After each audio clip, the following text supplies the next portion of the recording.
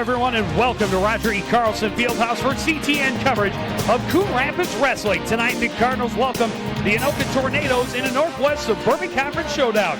Joe Young courtside with Zahn Niedaber on my left and Howie Shapiro on my right. Guys, this match is huge, and Howie coming in, the Cardinals having a phenomenal season. Well, they're 21-2, and their only two losses, Joe, are to Cambridge number 5, Albert Lee number 3. And this match should be for the conference title, and this is huge for the Cardinal wrestlers. And you also look at rankings in the state. Cambridge just coming off a loss to Totino. A win here could move them up the polls. Currently number 7. This is going to be a huge night for them. Well, and coming in, so much history between these two teams, the Cardinals and the Tornadoes. The Tornadoes also undefeated in the conference so far, and that is why we're going to see pretty much the conference championship tonight. But Anoka, a team with a long history of winning in the Northwest Suburban. Well, you're absolutely right, Joe. They come in here with a very balanced team, 4 outstanding individuals, Houligards, Iverson, Murray, and Sather, 4 great wrestlers, but really what they bring in, Coon Rapids tonight celebrating 40 years of wrestling, and every one of those years they've went up against Anoka. Big rivalry, bigger than the Blaine, bigger than Champlain Park. So it's been so long. You talk to any old-time Coon Rapids wrestler, this is the one that counts. It's Anoka, and they've been pointing towards this ever since last year. Well, the Tornadoes have a long history of being the conference champions. The Cardinals had a chance to knock them off last year. It went down to the final match. The Cardinals with a 2-point lead, and their wrestler with a big lead going into the final minute of the match. And here is how it ended.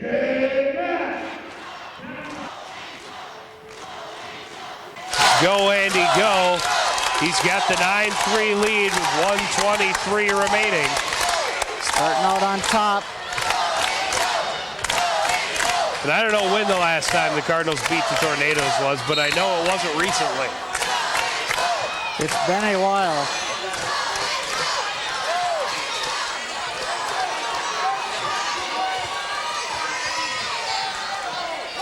They had an outstanding match with Anoka last year in sections. Here's another headlock for Iverson. And now Mack in some trouble. With a minute to go.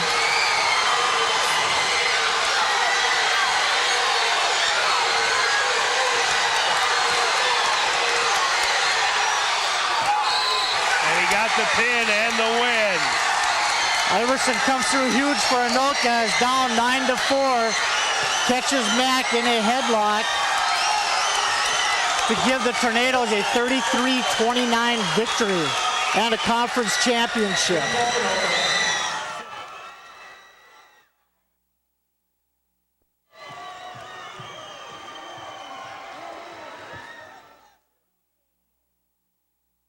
One day these rats were playing in the woods. Wanted some matches and that's no good. Ow! Don't play with matches. Don't play with fire. Fire! Sort of gorgeous force is what you desire. Don't play with matches.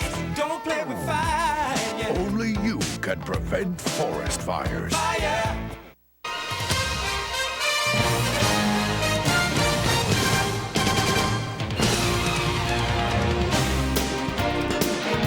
Welcome back to Roger E. Carlson Fieldhouse. We are just about to get underway with the first match of the evening. We are going to start at 103 pounds now. Typically, as most viewers know, it is by random, but tonight the coaches mutually agreed to start at the bottom and just work straight from 103 through heavyweight. And Zahn, you were saying before, the Cardinals wanted to start at 103 and the Tornadoes wanted to finish at heavyweight, so a pretty good scenario for both clubs. That's exactly what both squads would probably prefer. Coon Rapids wants to come out fast, get a quick start here, and it's going to be very important that they do. Fouché Vang's going to have to wrestle a better match than what we seen last week against Champlain Park. He wrestled Matt Barson in a close one.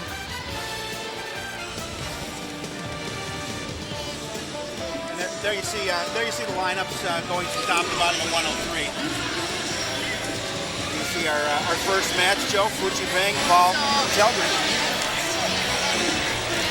And Vang right up onto the mat. He is ready, and now Telgren making his way out as well. Cardinals hoping that with the start at the lower weights, they'll be able to get off to a quick start, build a lead, and carry that momentum through to the end. And Vang, we have seen all season long, is a very aggressive wrestler at 103 and seems to have a lot of fun out there.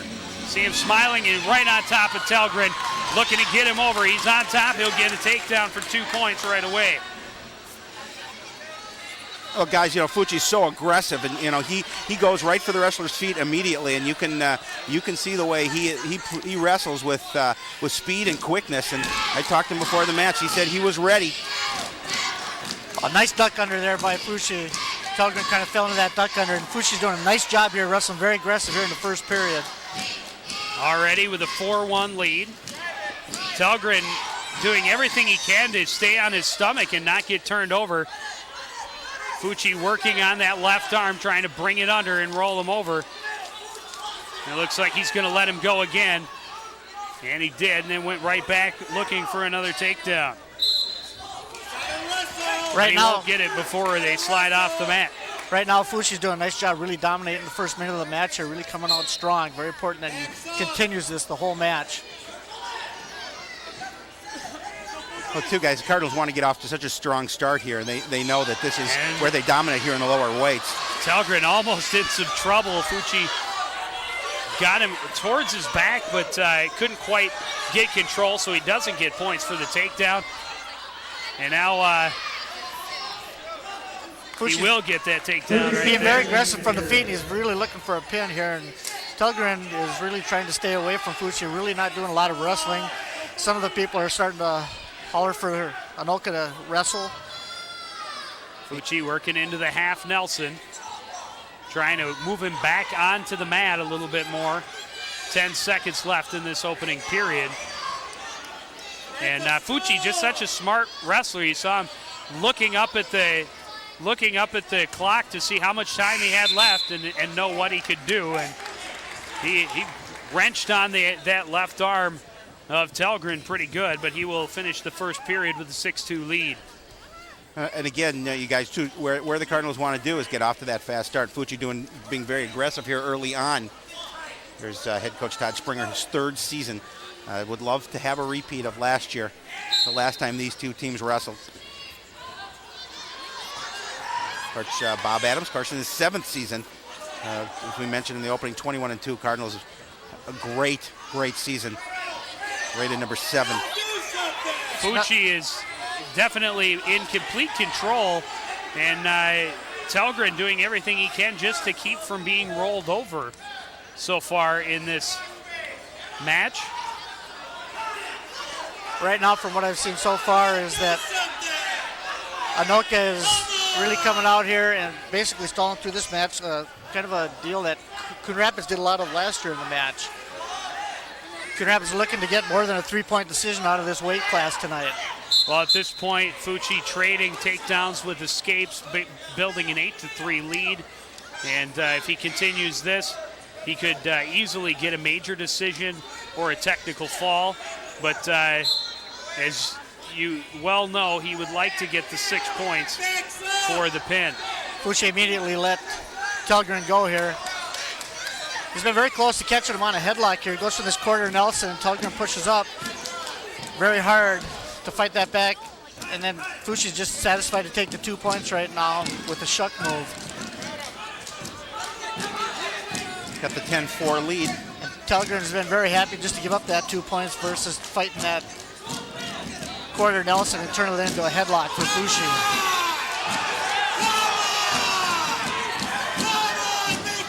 The referee telling Telgren to get back on the mat and do some wrestling.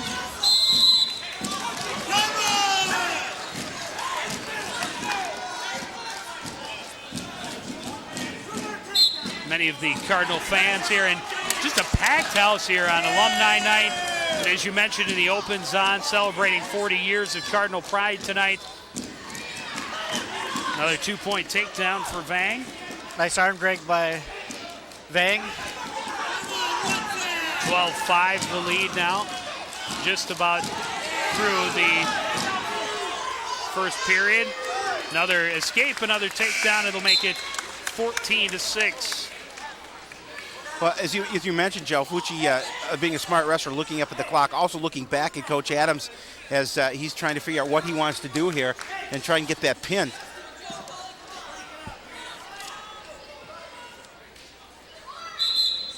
Vang choosing the down position to start the third period. Telgren being cautioned.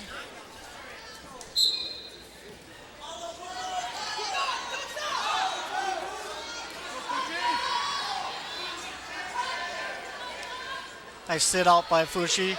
They get the 1-point escape, which is great. Now he can also get a takedown, turn it into a 3-point move versus the reversal with just 2 points.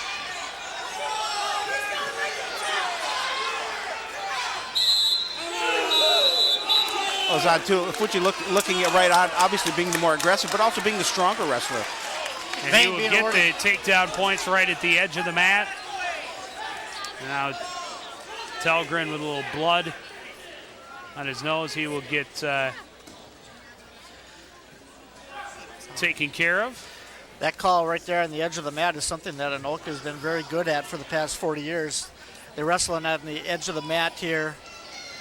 We're going to take another look at the escape by Fucci Vang. He turns into the takedown on the edge of the mat. Anoka is usually very good wrestling on the edge of the mat. If they get in trouble, they are able to escape off the mat. However, Vang is able to turn that one into a 2-point takedown for himself right at the edge.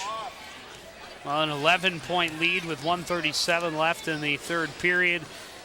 Needs the 15 points difference in order to get that technical fall and 5 team points. But again, he'd like to be able to get Telgren onto his back, which he has so far not been able to do, and he's going to let Telgren up right here and go back to a takedown. Again, Fucci likes to go low. Telgren not allowing him to do that.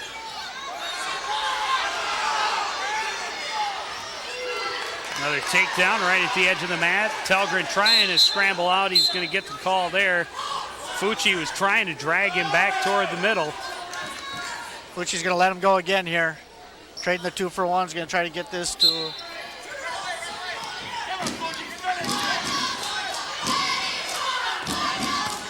You can hear the fans screaming to Fucci to finish this match off. We're at about a minute left in the third. Fucci looks very good tonight. Looks very strong out there at 103 pounds.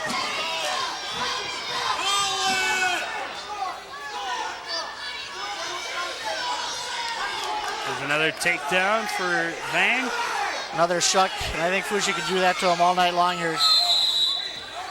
Almost in there on a fireman's carry. And he's got the 12-point advantage right now, 48 seconds remaining.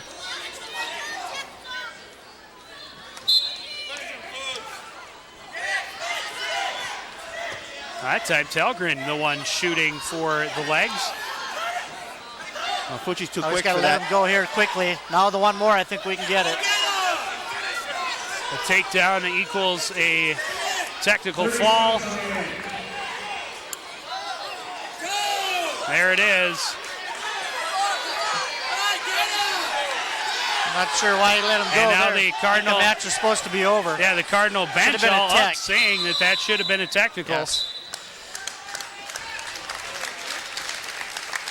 And a nice match wrestled by Fucci Vang as he dominated him from start to finish. Couldn't get the pin, but did everything but that.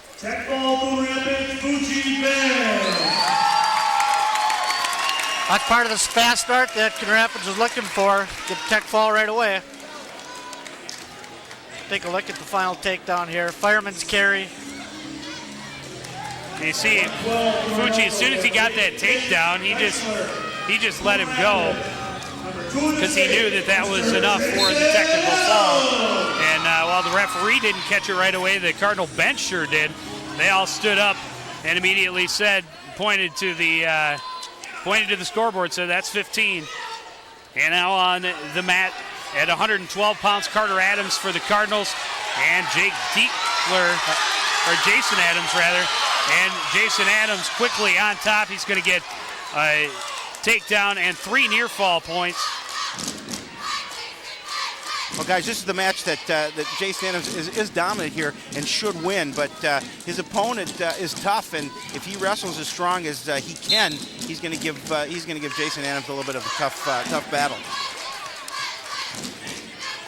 Very interesting to see how Jason comes through here. He had a little bit of trouble last week with the weight cut to 112 pounds. And this week here, he had a much better week, and I think he's going to wrestle with a lot more energy and a lot more strength tonight than what we've seen last week against a tough kid from Champlain Park. Of course, coming in at 44-2 with 15 pins, being number 2 in the state, Jason Adams obviously has the respect of all his opponents, and coming in here, he hopes to get the pin.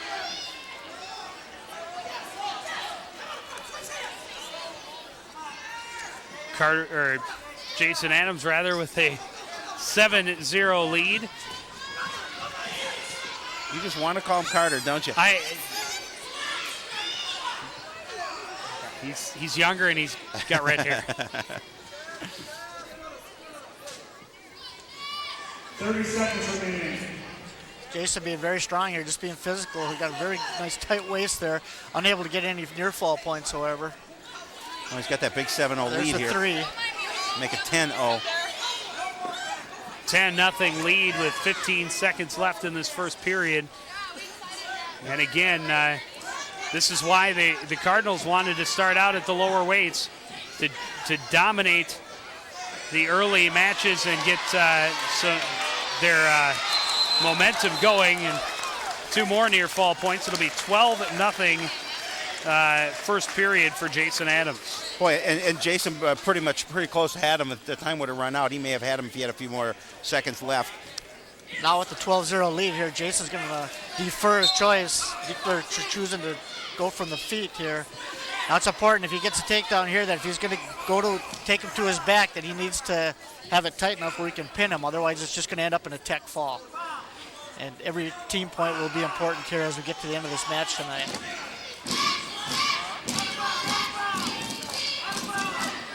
Dietzler going for the legs, but instead a nice counter move by Jason Adams. He will get the takedown.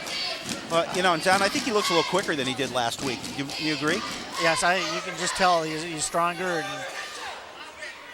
had an outstanding week of practice. He's going to go with the head and the arm here. It's very important now, Jason, when he gets his pinning combination here, he's got to have it very tight, like I said, because if he doesn't get the pin, the match is going to be over with a tech fall. And Coon Rapids would really like to get the 6 points versus the 5 points at this weight class. Taking the time to look over to the bench and get some instructions from dad and coach. One and the same person. Dietzler staying, keeping from being rolled over. Keeping a nice wide base with his feet there. Almost got rolled over. It's going to be off the mat. Almost turned into a reversal for Dietzler. Still the 14-0 lead. Zana, I would think that they almost expect the pin here at this weight class. Well, they would like a pin. However, it's a very tough thing to do, especially if you get a wrestler out there who's going not to get pinned, which I think we see in the first match. Anoka came out still a little bit, and you know what? That may have been considered a win for them to avoid that extra team point. They're going to look for every team point they can. Well, Coach Springer not real happy that his wrestler was told to be on the bottom. Coming back, he thought that he had at least broken out and that they should be on their feet to start. But first point of the match given up. And now 2-point takedown for Adams. He's got Dietzler in a lot of trouble right over on the edge of the mat. This is the match here. If he doesn't get him in this period, got 10 seconds to finish this. He's being called out the mat. Jason's got to pull him inside. There it is. There's the pin. 4.7 seconds to go in the match. The pin for Jason. And we'll see how important that comes at the end. It looks like Jason's having a cramp. It's a cramp, yeah. You can tell, definitely it's a cramp. Right in the calf muscle. Boy, those hurt. I've had those before. Take another look here. Here's where Jason's strength comes in right here. If Dietzler's able to get off his back, just back to the bottom, he saves his team a point. However, Jason's got that very tight headlock. Very it's tight. very tough to get out of that. Well, at first I thought he was hurt a little bit, but then you could see that he was holding his calf for the cramp. And coming to the mat now, 112 pounds, Matt Curtis for the Cardinals and Jamin Houligard for the Tornadoes, and he is one of those wrestlers that you mentioned, Zahn, in the opening, one of the best on the Tornado squad. Well, you know, at 119 too, when Coach Adams talked about this could be the most interesting match of the evening. Matt Curtis comes in. He's had a very strong year. Houligard comes in. An outstanding record also. Well, these two wrestlers have wrestled at the Christmas tournament, and Curtis pinned Houligard. So Houligard's obviously looking for the revenge. Well, he got hold of that single leg and then stood up and got the takedown. So he is taking the early lead, first lead for any Tornado wrestler in this meet. 1 point escape for Matt Curtis. Houligard had a very tough 2-point loss to Jason Adams in last year's dual meet.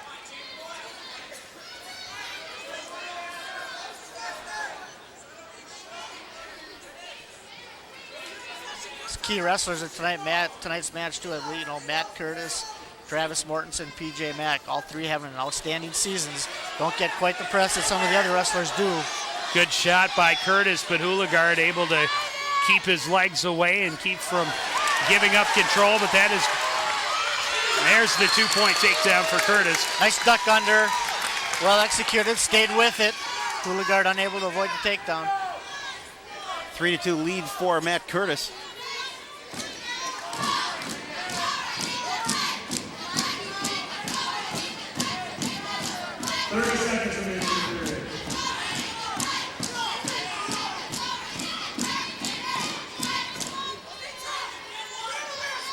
Curtis working on that right leg, trying to get it under so that he can roll him over.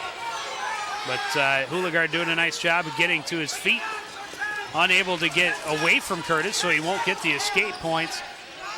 Just 8 seconds left in this first period.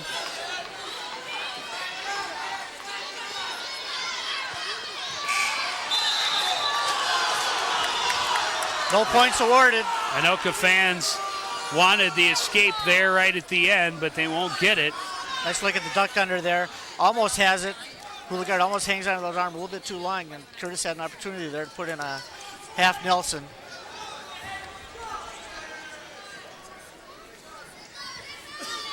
Houligard will choose the down position to start this second period.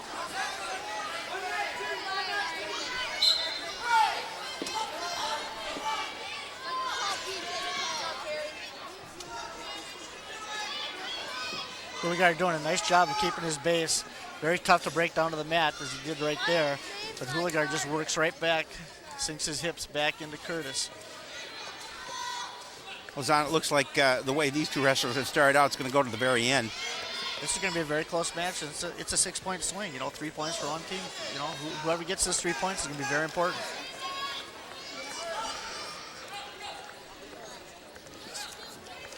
I will say this is a match that really, I believe Anoka feels they have to have.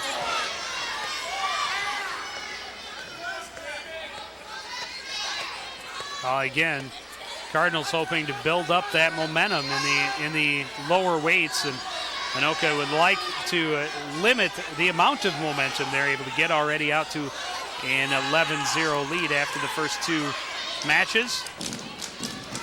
A 1-point escape for Houligard, and that will even the match at 3-3. Well, both wrestlers have a takedown and an escape.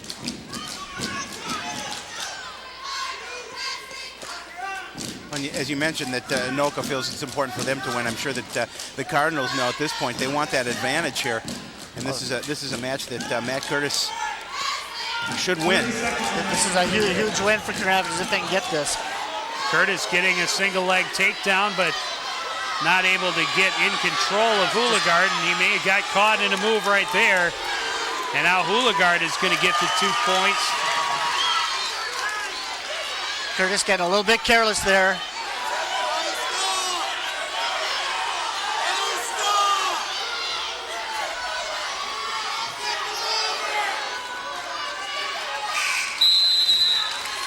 period will come to an end before Curtis can break away, so we will go to the third with a 2-point lead for Jamin Houligard. Well, you can see the crowd here. I mean, they had to take the other side of the bleachers down in order to get all the people in the gym for this important match. And as that first period ended 3-2, this second one ends 5-3 in favor of Houligard. Curtis choosing the down position for the third period start. Oh, this is going to come down to a takedown here. Getting to his feet, he will get the 1-point escape.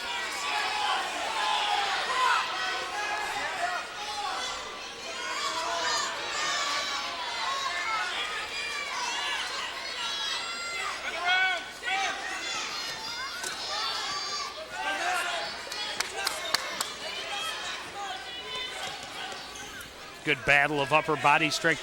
You know, it's also interesting how similar these two are as far as body type is concerned. Both tall and with longer arms and legs. Very similar, both in the way they wrestle and their body types. Very similar style here. This is going to come down who can get this last takedown. Now we're under a minute, and as you mentioned, Don, you're right. 5-4 in favor of Houligard, and the advantage comes here in the last 50 seconds. Houligard's got the single leg here. Now he's just going to hang on to this until we can hopefully we can get a stalemate called here.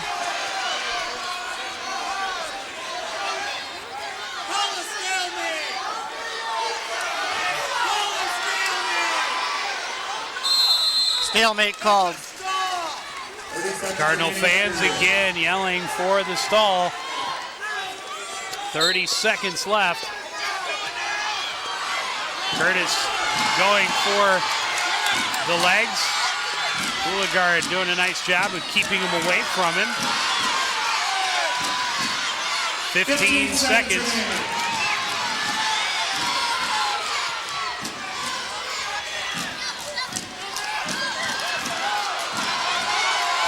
Down to 5 seconds left.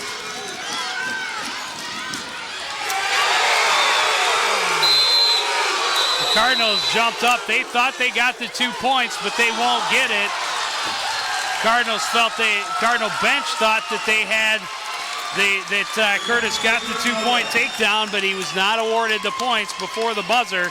It'll be a 5-4 win for Jamin Houligard. Let's see if I don't know if we'll be able to see when the buzzer. But that was awfully close, guys. It was very close, but I think the official made the right call on that one. I don't think he quite had it. Now 11-3 now leads for the Cardinals. And coming to the mat there, number 1 rated captain Ryan Adams. 125 for Anoka.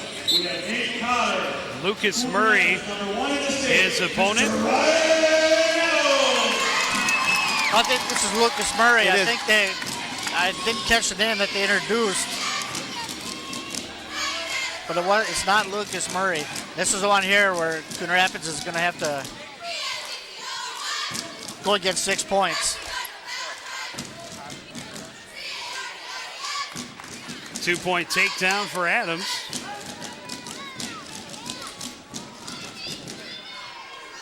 This is Nate Cotter wrestling for Anoka.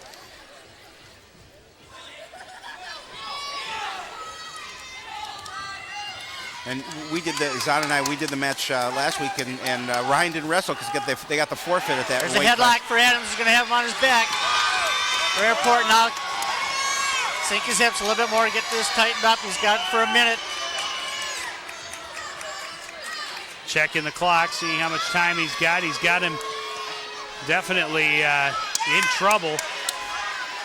Cotter doing everything. Every time he switches, it gets a little bit tighter for Ryan. This would be a big 6 points for Coon Rapids. There it is. Big pin, first period for Ryan Adams. And that's big, and that increases the lead to 17-3 in favor of the Cardinals, and he made quick work of them.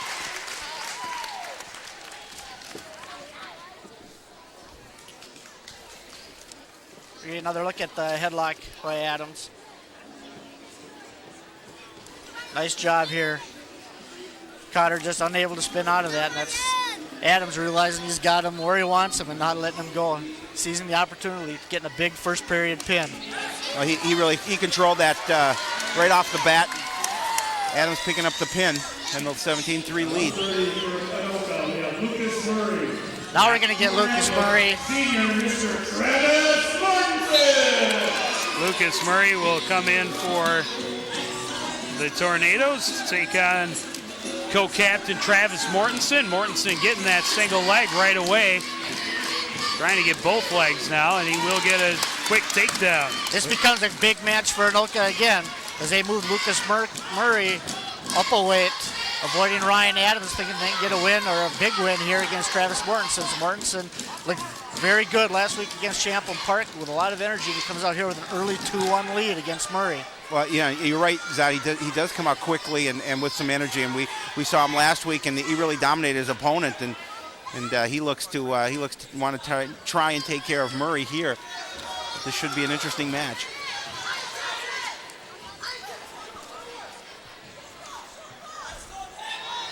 And again, getting a single leg.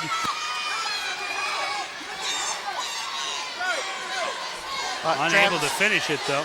He's in deep on that. He elected to almost attempt a cradle from the feet there. I think he'd been better off just lifting that leg all the way to the ceiling and using an ankle trip.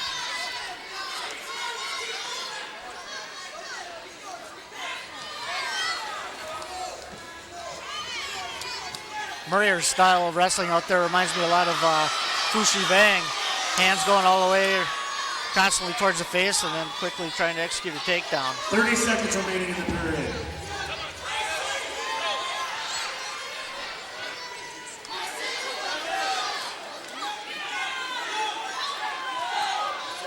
Well, Zan, I don't know if you know the history of these two wrestlers wrestled against each other before.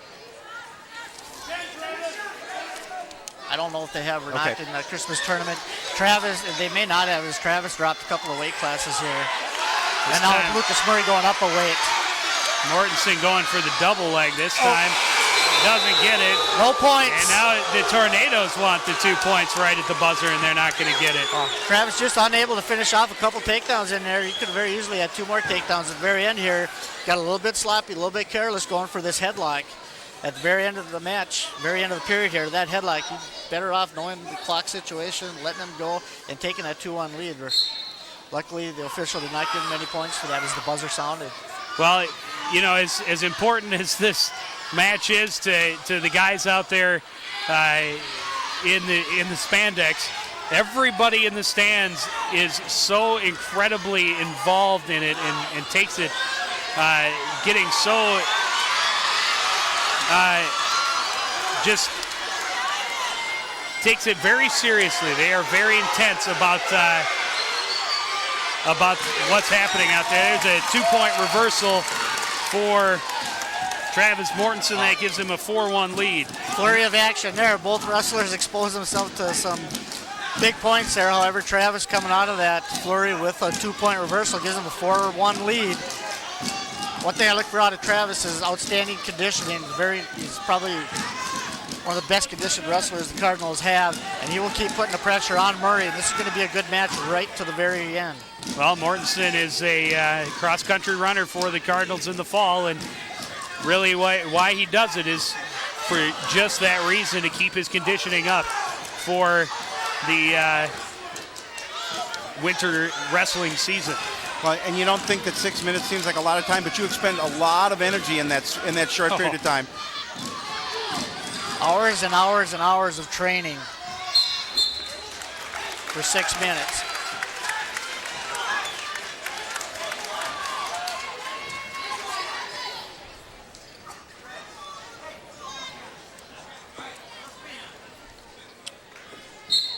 They went off the mat. They reset to the middle with Mortensen still on top.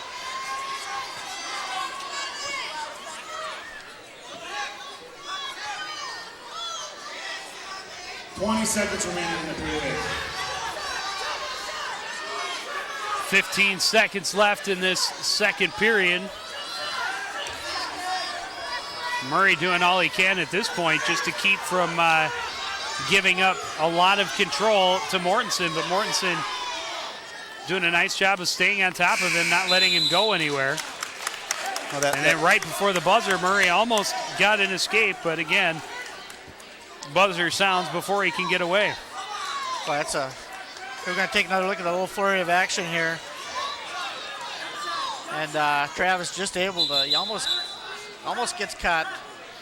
We're able to pull his head loose and get the final 2 points. Well, Zon, talk a little bit about strategy now with Travis leading 4-1 into this final period. What do you look for from him?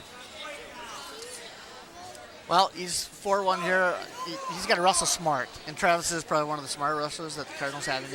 I shouldn't say that. They have a very smart wrestling team. They're really mat smart here.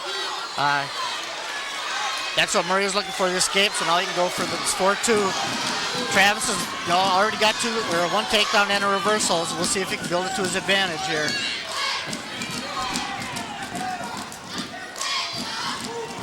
Trying to get control of that left arm of Murray. They're not going for the leg, and Murray hops for the side, but Mortensen trying to drag him back toward the center of the mat. Travis has been in this position a couple of times tonight where he hasn't been able to finish off the takedown. We'll see if he can get this one, as Murray's doing a nice job. Very important here. Have just over a minute to go in the third period with a 2-point lead for Mortensen. Well, that would be huge if he can get the takedown at this point. Doing a great job of pulling Murray back toward the center of the mat. Being a little more patient with it this time than he was in the other two. I was see if he can get a trip here. Murray doing a nice job of keeping that left leg away. Now he did it. That was the key. Murray had his leg between his. And as soon as Travis got it from between his legs, it really became his advantage. It becomes a big 2-point takedown for him now with a 4-point lead. Now he's just got to be conscious of not being reversed and turn to his back. If he feels himself being reversed, let it happen, but don't expose yourself to any near fall points. 30 seconds remaining in the match. Well, as you talk about, very important 2-point takedown for Travis there, because it did give him the 4-point cushion.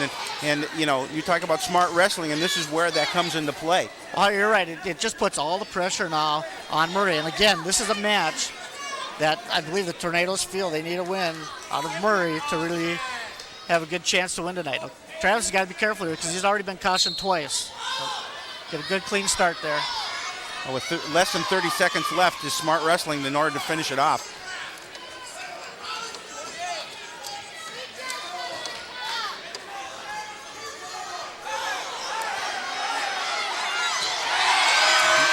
Another nice Murray job, Travis. almost got out, but then thrown right back down in another trip by. That was a great job by Travis. As he had the takedown, and instead of letting him go, he just went right back to his single leg takedown, turned it into a big win for the Cardinals. And that puts them up 20-3. The advantage here. Makes it a 22-3 lead for the Cardinals. Here we take a look at the last point, that last takedown by Mortensen. Number 10 in the state, Mr. PJ Mack. Pat Coleman moving up a weight class as well, originally listed at 130, but he will move up as well and take on the Cardinals' number 10 rated PJ Mack. PJ Mack's having an outstanding season, and he's got a big match here for the Cardinals. This is the one that the Cardinals really want to win. Well, PJ wrestled a good match last week when we did against Champlain Park. Coleman being the aggressor early on forces Mack off the mat. They will go back to the middle. Outstanding season. It really starts. This is where PJ is most comfortable right now. It really tends to dominate a lot of his matches is from the feet. Most people we've seen in Roger E. Carlson, well, since the last time we did the Anoka Coon Rapids wrestling matchup. It is packed. And it's probably pretty close to being half Anoka. There are a lot of Anoka folks that came down to cheer on their team because they know just as well as all the Cardinal fans know how important this match is. Oh, without a doubt. As we're talking about the 4 years of Cardinal wrestling tradition, that they're celebrating here tonight. But Anoka, they've been around even longer, and it's been a very strong tradition. It's just a dominating wrestling program. First points of the match at 135 points go to PJ Mack for the takedown. Just over 30 seconds remaining in the first period. 30 seconds remaining in the first period.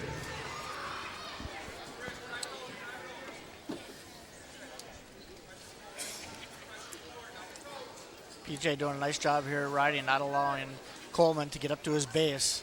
There comes a hard cross face. Looking for the cradle. And now he will change that strategy as Coleman did a nice job of straightening his body out, keeping Mack from having really any opportunity of getting it. That'll be the end of the first period. Mack getting the only points. Mack up 2-0 as we start the second period. And Zon, you looked at the opportunity of PJ looking to try and make some moves to try and get some more points in that. But he's having it's a dogfight here early on.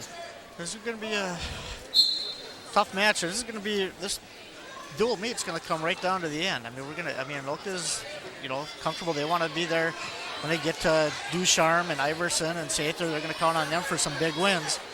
And it's going to be very important that Cardinals continue to build on this lead. Another 2-point takedown for Mack. That'll make his lead 4-0. And then Coleman getting the escape, 4-1.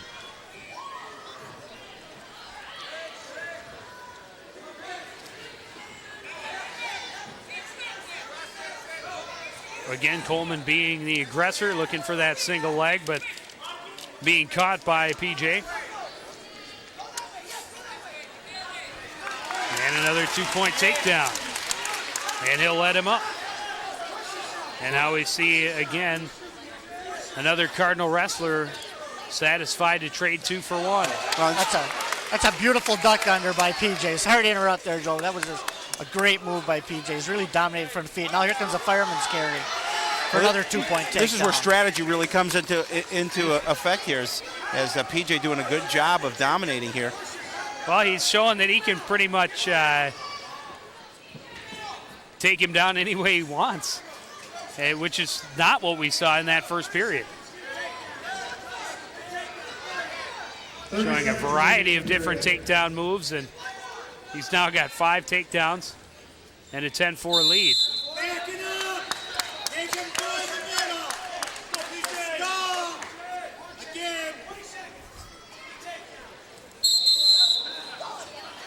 Mack's going to be cautioned for trying to start a little early.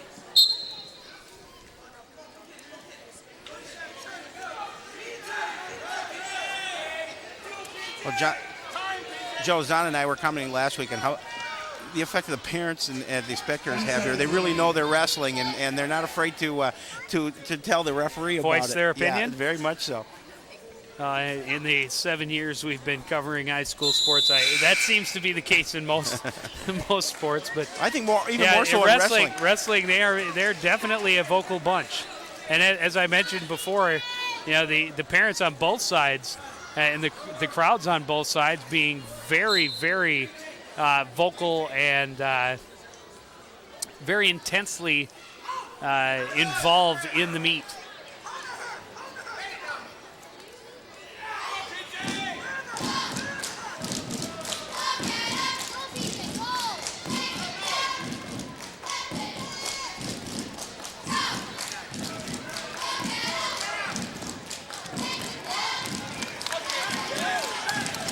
Another takedown for PJ Mack.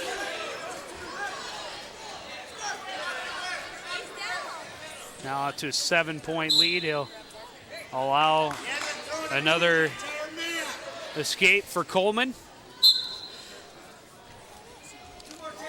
It has been very interesting, too, so far tonight. We have not seen anybody cautioned for or warned for stalling yet. And look, it really hasn't been aggressive yet, so we'll see if that changes when they get into the heavier weights. Coleman trying for that single leg, but getting caught. Did a nice job there of keeping Mack from getting around behind him, and there is the takedown. They'll give him that 8-point lead that would give him a major decision, but he'll allow him up.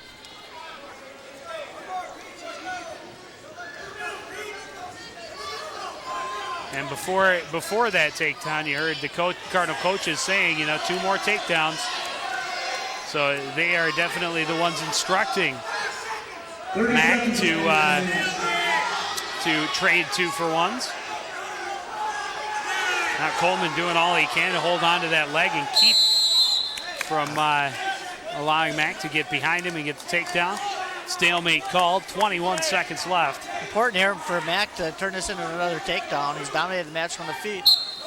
It would give him a 4-point major decision here. 15 seconds left. Got to make it happen quick. 10 seconds. Coleman shooting for the leg. Got caught, but he's going to do a nice job. He's going to keep that from becoming a 4-point decision. So the Cardinals will only get the 3 points. 14-7 win for PJ Mack. You see the lead increased to 23-3 in favor of the Cardinals, and Zahn, that would have been important for that major decision to get one additional point. Well, see, I mean, you never want to miss out on an opportunity, and they may have missed an opportunity for an extra team point there.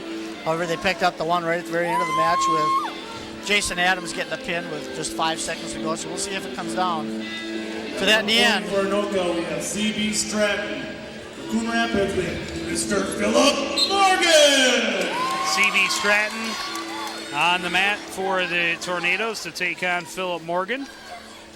And yeah, Zahn, I was kind of surprised to see after getting that last takedown, Mack had the 8-point lead and decided to allow Coleman up and go for one more takedown, as opposed to just try and hold on for that 4-point decision.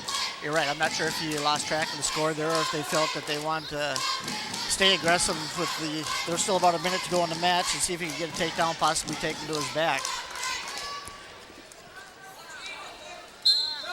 That's one thing we'll never know.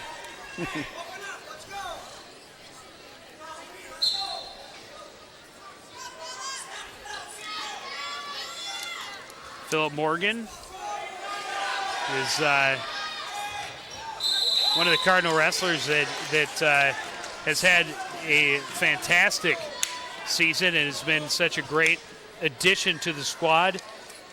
Coach Bob Adams was very excited about him right from the very start of the year. 22-1 as a JV wrestler last year, Philip Morgan.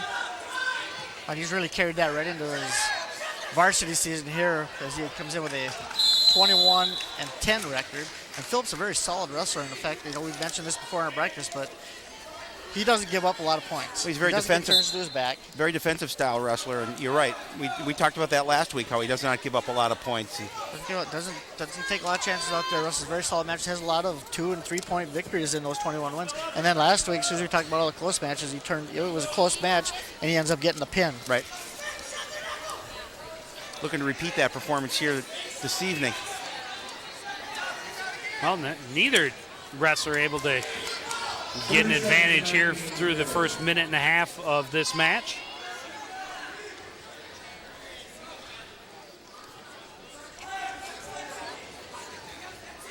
Morgan with a nice shoot.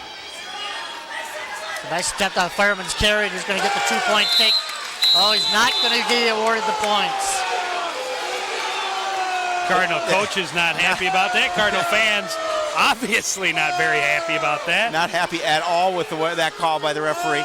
Big call with just 12 seconds to go in the period. Would have been a nice 2-point lead for Philip Morgan. I don't know. I don't. It looked like he was on the mat to me. Looked pretty good to me too, but I'm not exactly a wrestling expert. Well, Morgan throws Stratton down right at the buzzer there, but again, not able to be in control on top in time to get the points. Stratton will choose the down position to start second period.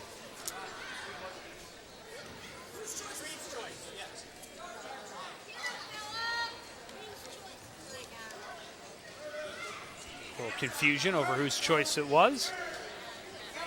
It's Green's choice. It was. It is. It is. And Stratton chooses the down position. Almost got away, but Morgan doing a great job of just grabbing both legs and keeping him from getting away.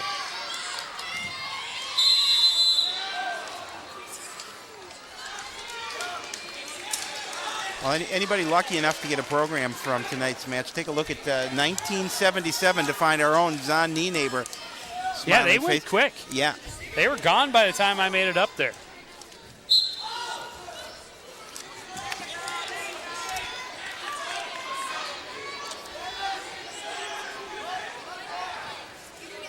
What a great atmosphere, too. I mean, it's incredible. I just can't say enough about how much excitement there is in the stands on both sides. First point of the match going to Stratton for the escape. You guys are right. I think we've lost some of that. I don't know what everything's attributed to with all the games that go on, but this is a great crowd. I really wish that they get this for the boys basketball, girls basketball. It just adds to the whole atmosphere of the building. I think over the years we have seen the crowd numbers diminish for every program, really, except for football. 2-point takedown there for Stratton. I know in the winter sports, there's so much more going on during the week. And, with the fees that they were charging, students to get in, they did drop it a little bit this year, but it's still not a cheap evening. And if you're going to, more than one event in a week, it gets to be a little bit expensive. Yes, and I think that has to do with the kids having to pick and choose. A nice sit out by Morgan. He'll get the escape. Make it a 3-1 lead for CB Stratton. I think that was an important point for Morgan, too, with trailing 3-0.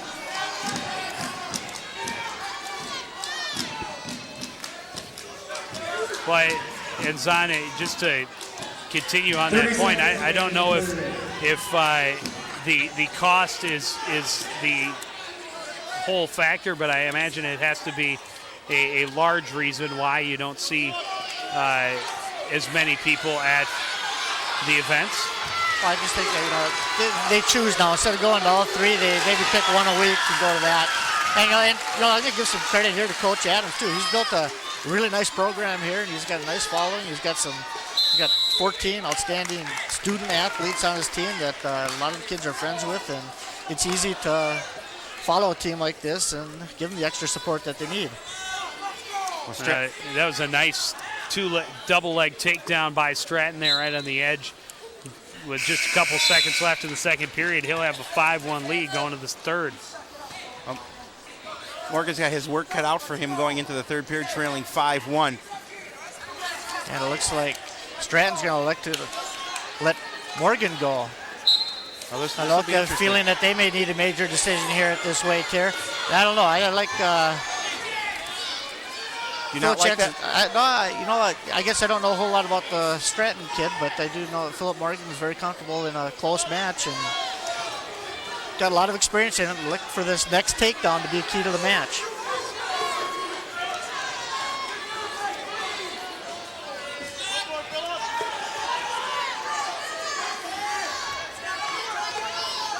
Trying to get control of the head and whip him down, but Stratton able to keep him away and then able to move off the mat. And we have seen that. You mentioned it early on, Zahn, that Anoka always has been very good at wrestling from the edge of the mat, and they have done a lot of that tonight, and very quick to step out when they get in trouble. I mean, you can be very aggressive at that edge of the mat, and I think that it's a talent. They work on it, and it's part of the strategy of wrestling.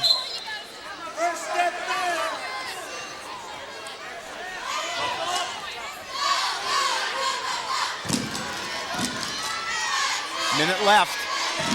Phillips got in trouble here. There he's basically trying to run off the mat. And no points awarded. Coach Adams is not very happy here. He's going to want to talk to the official as far as what's going on.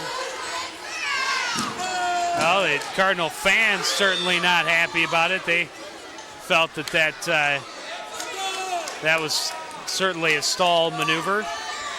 Well, he's just about, we're going to take another look at it here, but I think we see Stratton almost, like just before that, it's like he's trying to run off the mat almost. There's a fireman's carry for Phillip. Stratton doing a nice job of sprawling. Gets across face. Nice takedown by Morgan. He'll let him go. That'll make it 6-4. And then off the mat, 38 seconds left. There's a guy that immediately knows the score of his match, knows what to do. He's been in enough close matches. He knew he was down by one still. Need to immediately let him go. Now we're seeing Phillip get out the mat. Good deal. Boy, if you'd have awarded Stratton the 2 points there, then I think you'd have seen Adams jump in the rafters. Or after the ref, one of the two. Well, still got to be careful. Double leg. Stratton again shooting for the leg and to be off the mat. 24 seconds. Phil's a little bit too tall coming out of his stance here. He's exposing himself to that double leg. See if Phil can finish with a takedown here and possibly get this match into overtime. Again, Stratton backing up. 20 seconds remaining. 15 seconds left. Morgan going for the legs. Very strong. He's going to get the two, I think. Yep, there it is. It's a tie. 6 seconds to go. Well, that was huge. The clock's still going. They're going to want 3 seconds put back on the match here. Both coaches over at a.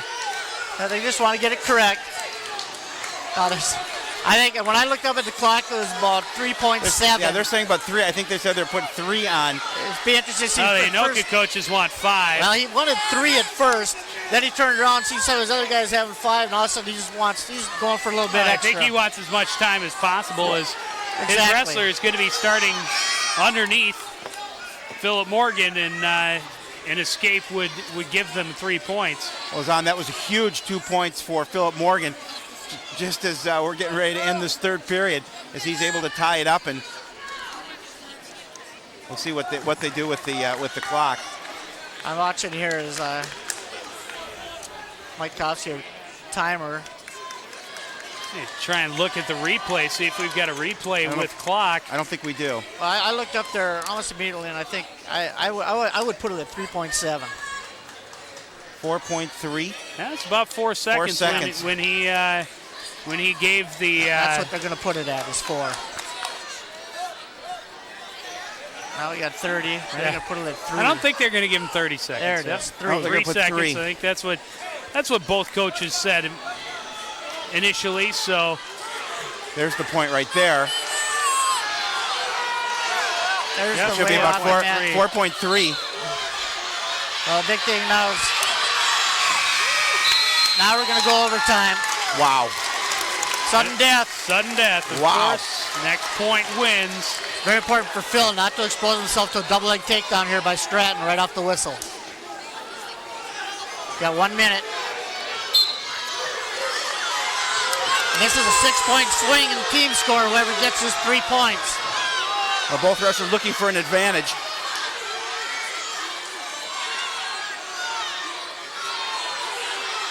Both wrestlers circling. Here's the important thing in overtime is whether you become one that dictates the action or if you're going to be the counter wrestler. Stratton the one to go for the legs, and Morgan not letting him get there. The smart move. Morgan almost trying to headlock there, but didn't really have it. That's one. If you don't have it right, you're going to give up 2 points. And you don't want to be the one that gives up 2 points on something that you're trying to do here by being too aggressive. He wants to be a smart wrestler here. 20 seconds to go.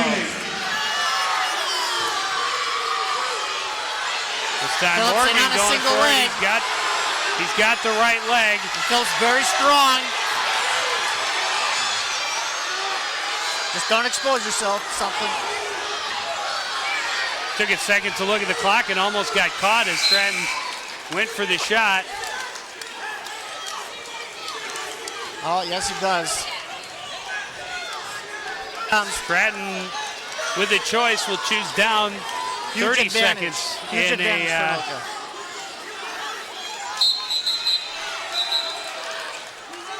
Anoka. Morgan going to be cautioned.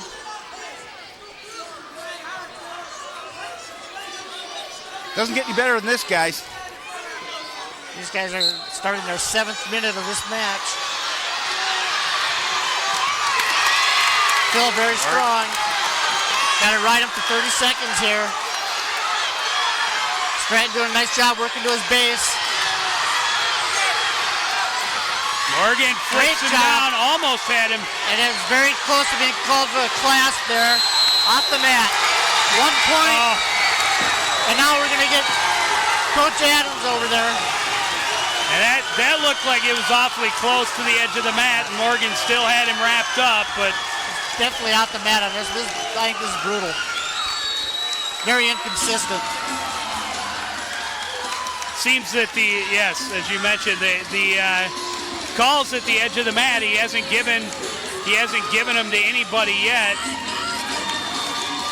Looked like he still had him wrapped up when they went off the mat, but a big win for the Anoka Tornadoes. 145. Okay, here we've got a change for the Cardinals. Matt Ducharme for Coon Rapids. They're going to put out Matt Ducharme for Anoka.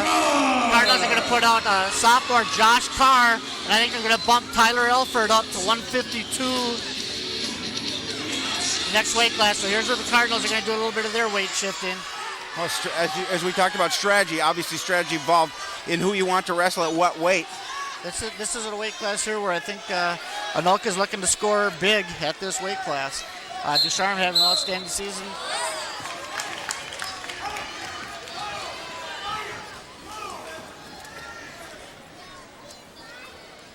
(23-6) the lead for the Cardinals. After at the midway point, basically after 7 matches.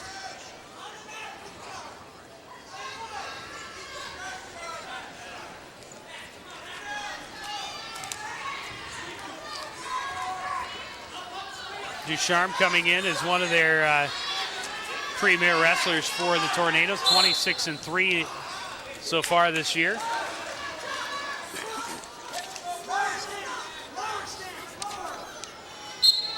Rated number 4 in the state.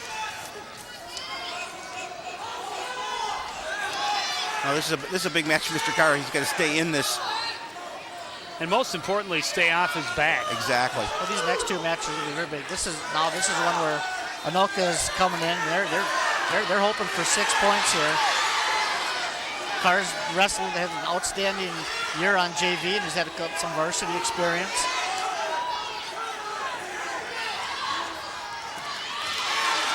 Nice job sticking with the whizzer.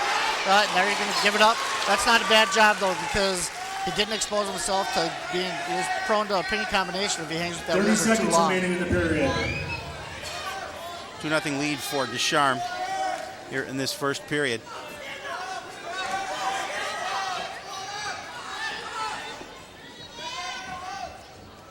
(15 seconds left. Carr not giving Ducharme anything to work with.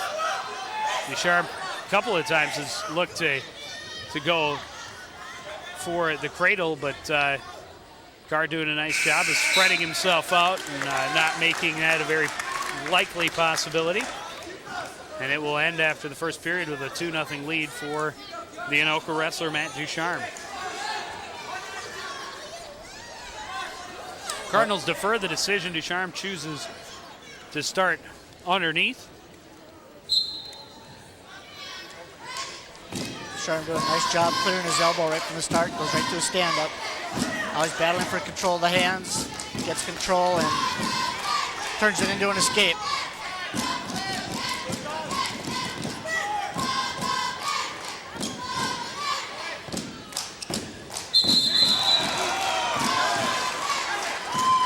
Very important there. Now Carr is getting a little bit aggressive on that one, starting to push into Ducharme, and that's where Ducharme is very comfortable. Just about caught him on a lateral drop there.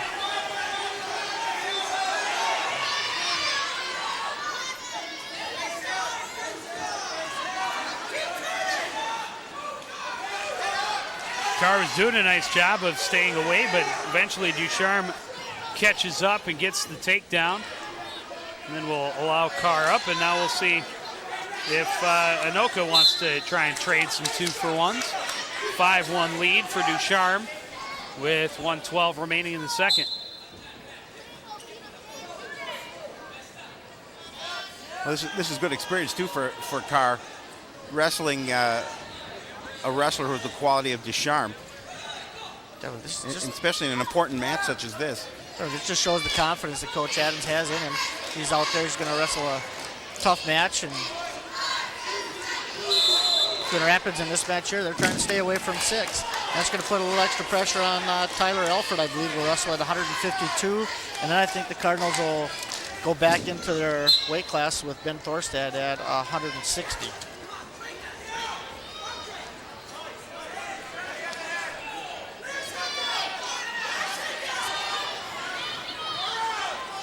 Carr did a nice job there of staying away from the shot by Ducharme and almost getting around behind him and countering into a takedown of his own. He gets a End great up off the mat, 32 seconds left. Great hand from the coaching staff. 30 seconds remaining in the period. Try to keep Matt fired up. Ducharme had a victory in last year's match, 5-1 over Tony Barnes.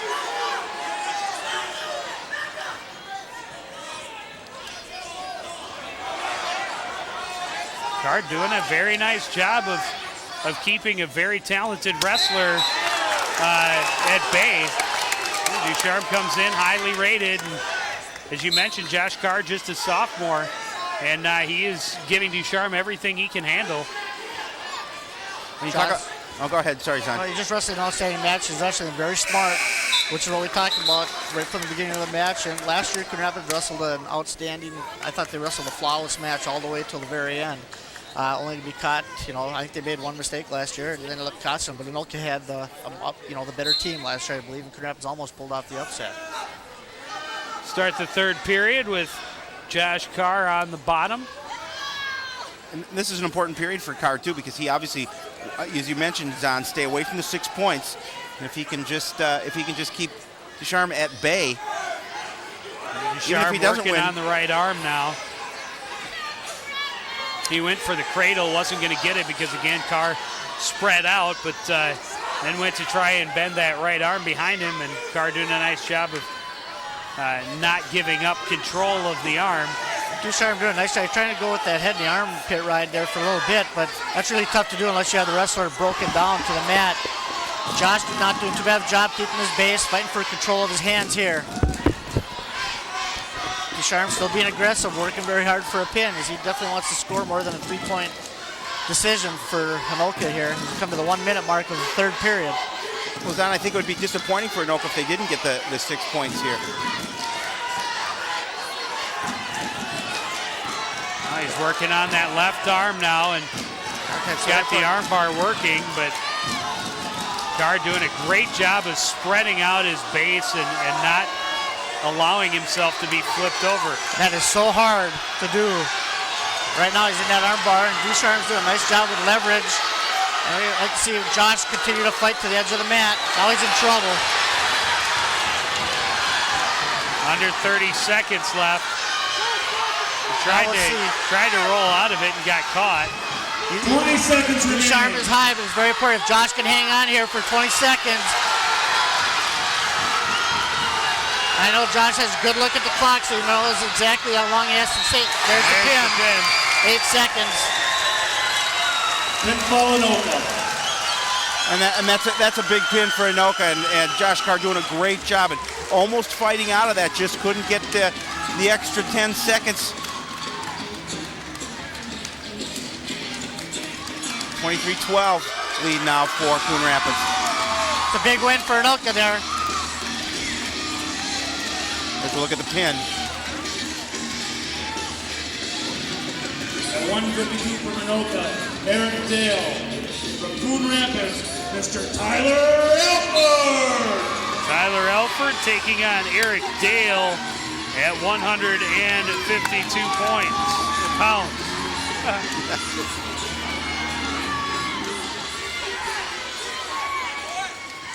Well, now we'll see. Okay, now it's very important for Tyler.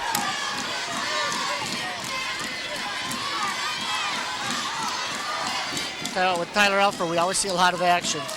He's very aggressive. Takes some chances, but he's a very aggressive wrestler.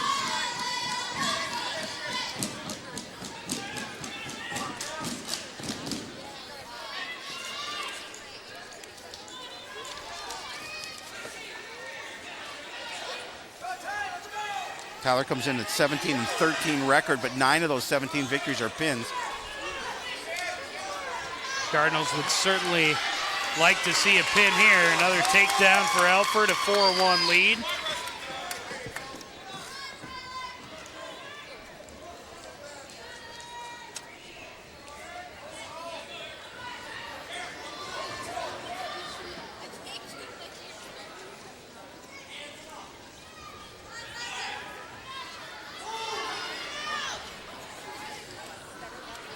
Well, with Anoka taking the last 2 matches, it's very important here for Tyler to come out here and get a victory for the Cardinals and stop the momentum, as Tornadoes have a couple 30 seconds outstanding remaining. wrestlers still to come.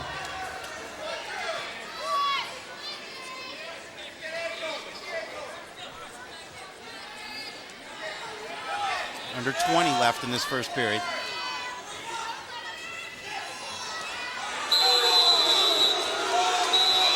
And again, right on the edge of the mat. And Going to get awarded 1 point for an escape. they wanted the 2 points for the reversal. They won't get it. Tyler, nice job. A little head slap right to a single leg, to a double, to a half Nelson. Oh, just about got the half. There's Tyler again. He's always looking for a pinning combination. He's got one thing on his mind when he's out there, and that's a great way for him to finish the first period. Finishing it up 6-2. This is just the seconds. He goes right from a single into that double. He almost had, Here comes he the almost half had him. Nelson. And Dale does a nice job just very limp arming that out of there. Could have been in big trouble, however, right at the end of the match. Alford will allow Dale to get up to start this second period.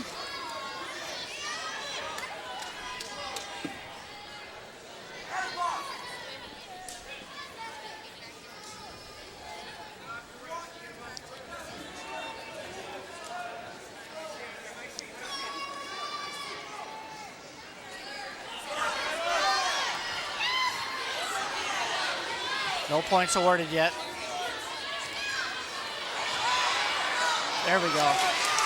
Tyler almost getting caught with a little bit of a headlock there, and it's very important. That's what we see Tyler. He's going to be very aggressive, and sometimes when you're as aggressive as Alford is, you do expose yourself to some bad situations, but you got to take the good with the bad sometimes. He did a good job getting out of it, too, so that, that's something that Tyler does well. It's just something here we just got to wrestle smart. He's got an 8-3 lead.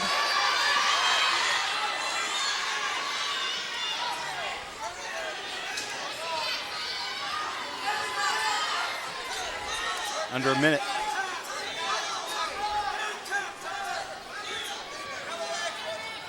Trying to get control of the left arm of Dale and roll him over. Tyler getting a little bit high with his ride there and almost getting a little dangerous position, but able to take back as Dale's doing a nice job of backing into Alford also. 30 seconds remaining. Watch for a granny roll here, Joel, your favorite move.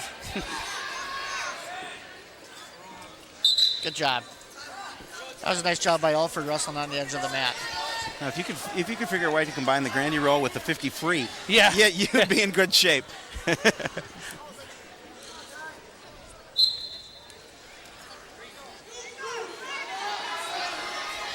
I'm a big fan of the double armbar too, though. Just because it looks so painful. And it's pretty rare too. I mean, you see a single armbar a lot, but not very often that you can actually get someone in the double. That'll end the second period. 8-3 the lead for Tyler Alford.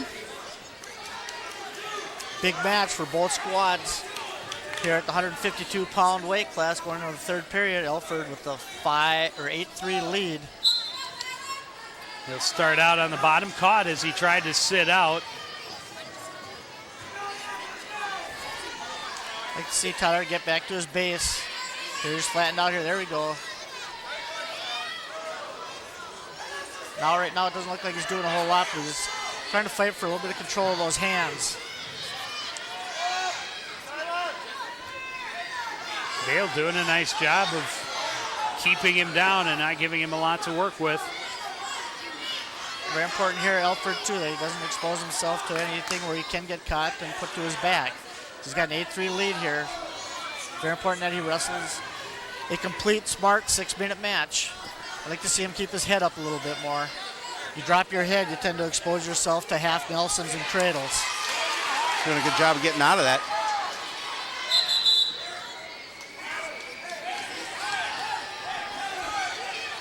Not quite able to get out. 1:05 remaining in the third.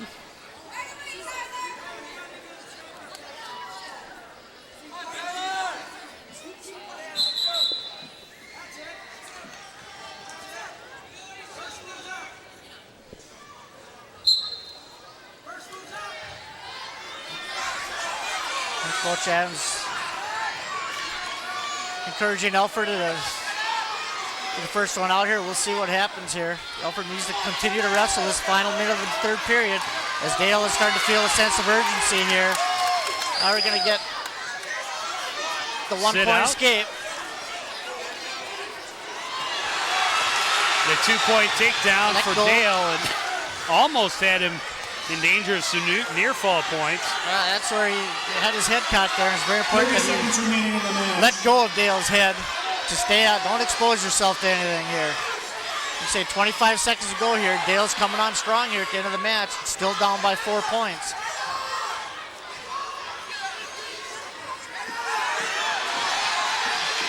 Got that left arm under. Right now, the only thing that's going to beat Elford is if he can get pinned now here in the last 10 seconds, and he's going to avoid that. And he's going to finish it out here for a big 9-5 victory for Tyler Elford, moving up a weight class. That's a big win for the Cardinals. Take away a little bit of the momentum that the Tornadoes had with the pin by Matt Ducharme.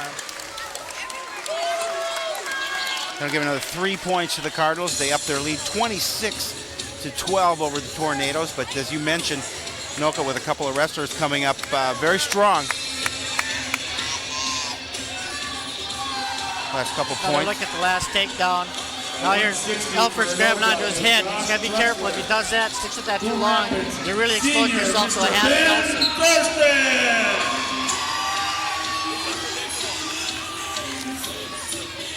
Ben Thorstad on the mat for the Cardinals at 160 pounds, taking on Anoka's Josh Tressler.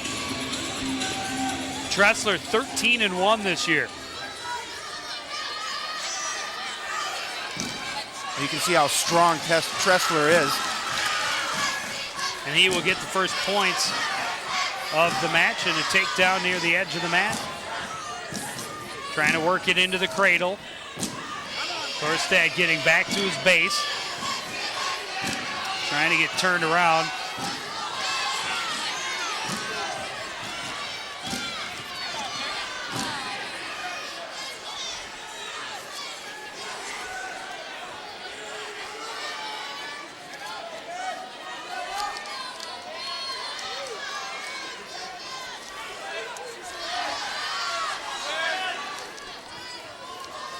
Thorstad doing a nice job of staying away, and eventually Tressler just says, well, I'm not getting anywhere, so I'll let him go.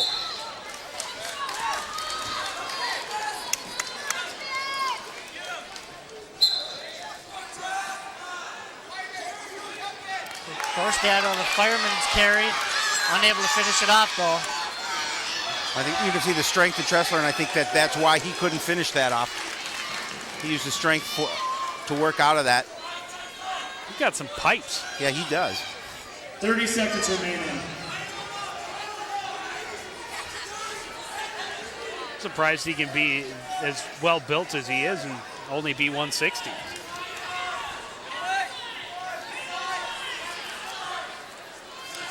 And again, he's got the takedown, but Thorstad, again, doing a nice job of just rotating with him and not giving him anything to work with, and not opening himself up to anything to get turned over, and that's how the first period will end. 4-1 lead for Tressler. Coon Rapids defers. Tressler elects to start from the neutral position.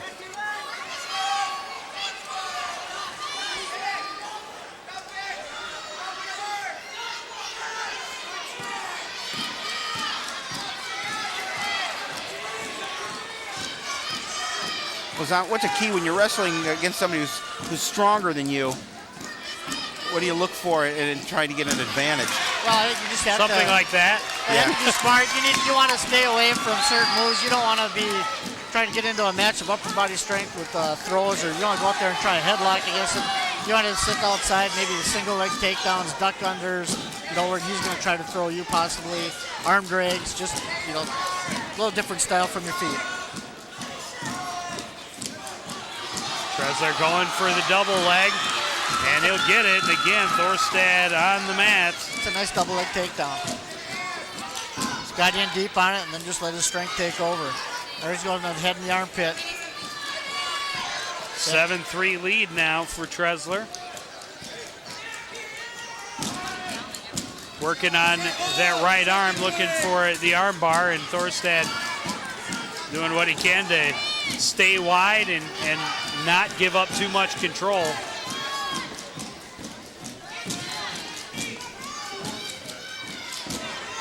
See him get with the one arm, he's trying to get that right arm too, but working the leverage, and Thorstad doing a nice job of rotating.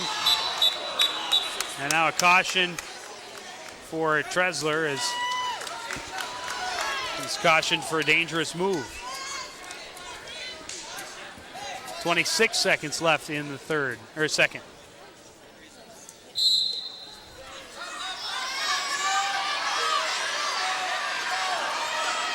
Thorstad able to get up, but Trezler takes him right back down.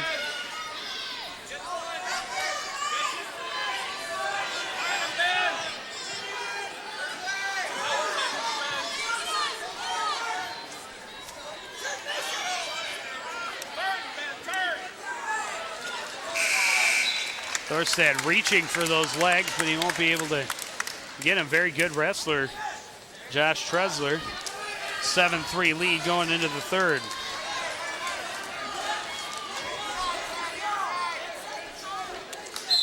We'll take another look at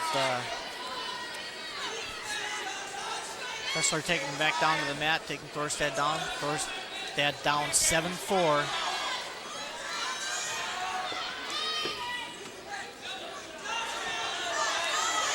Been trying to find any advantage he can against this stronger wrestler. Single leg takedown for Trezler.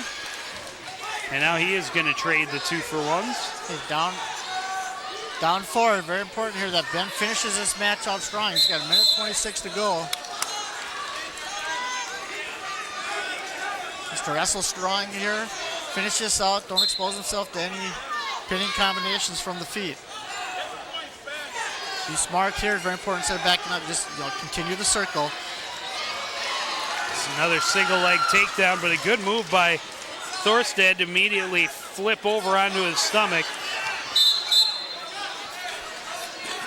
Right now, Trezler allowed him up and then went for another takedown, but right on the edge of the mat. 5-point lead for Trezler. Thorstad's going to have to find an answer to this. He's going to get let go again here.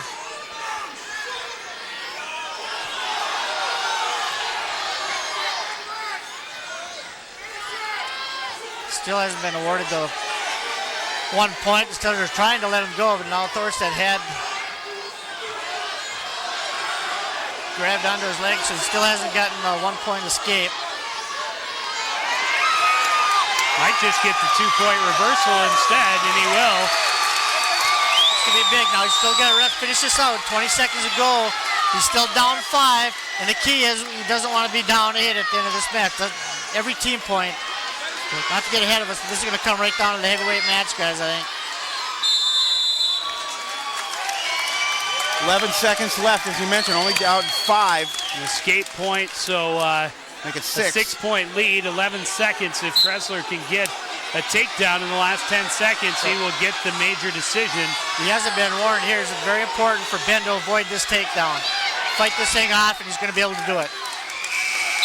And he will. It'll be a 3-point decision for Josh Trezler.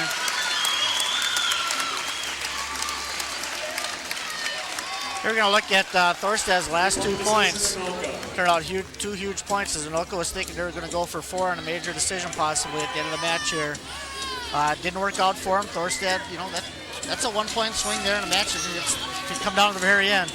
Now it's going to be interesting here. At 171 for Anoka, we have Dusty Iverson. Yeah, Dusty Iverson for Anoka. Senior, Mr. Derek Delighted. Dusty Iverson was the hero last year. He Giving was. Anoka his final victory. Now, they weighed in 2 wrestlers at 171. This means we're going to see Murray up at 189 going against Sean Williams. That's probably going to be a match for the night right there. Oh, Iverson is very quick. Highly rated in the state as well. Just a sophomore, so he will be around for this Anoka program another couple of years.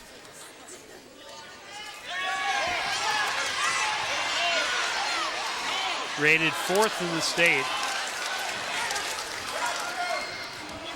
Almost had Delighten rolled over, but will not get the near fall point.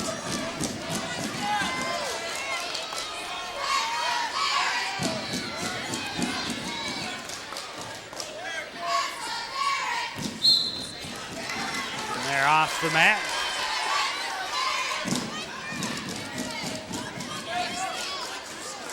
Iverson going to go right away with the same strategy of trading 2-for-1s here.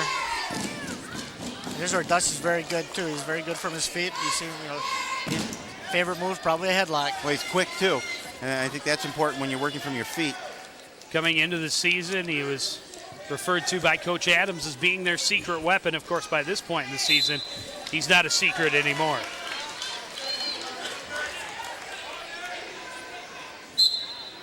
.30 seconds remaining.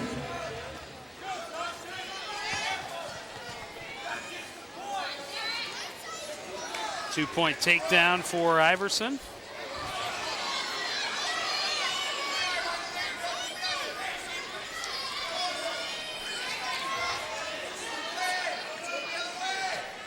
Under the 10 seconds to go in the first period. No near fall points being awarded here. Iverson's going to take a 4-1 lead.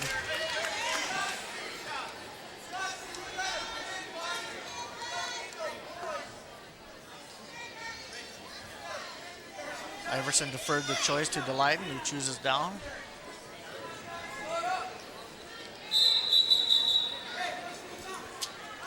Now Iverson being cautioned.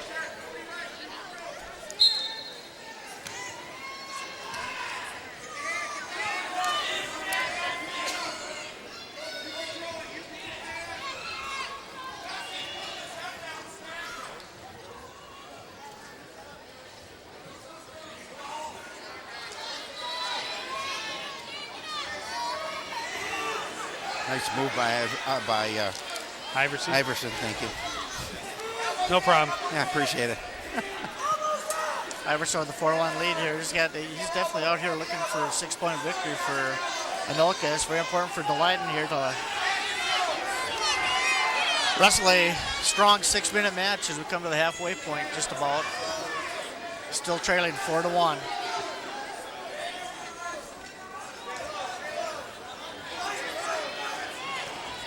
Another point for Delighten for the escape.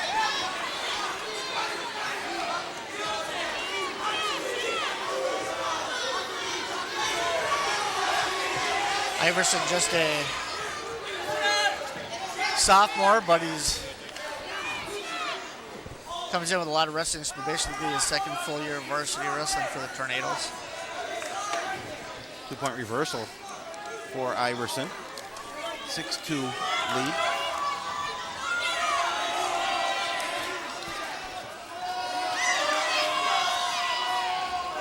.30 seconds remaining. He will allow Delighten up. And again, we see more strategy, trading 2-for-1s. We've got 20 seconds to go, 21 seconds to go in the second period. Delighten down 6-3. Very important. Wrestle strong here, circle, and let's not give up another takedown. Let's keep this at a 3-point match going into the third period. Iverson, he's just sitting out there. He's just waiting to catch a headlock somewhere. Going for the single leg. Nice sprawl by Delighten. Able to stay out of this takedown here to get to the end of the second period. And it will be a 6-3 lead for Iverson going to the third.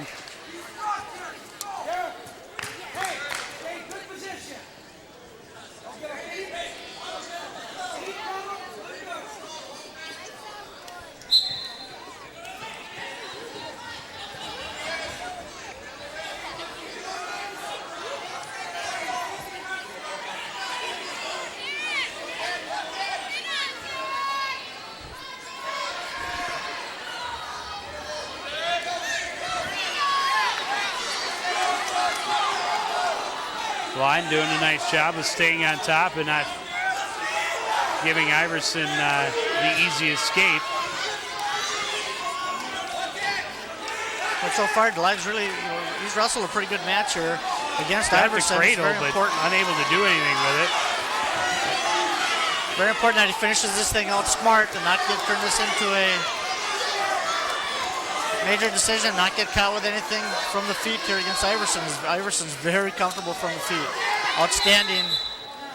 Now we're going to get a stop here. Iverson's going to get a little blood. Iverson picked up another point for the escape, leading 7-3.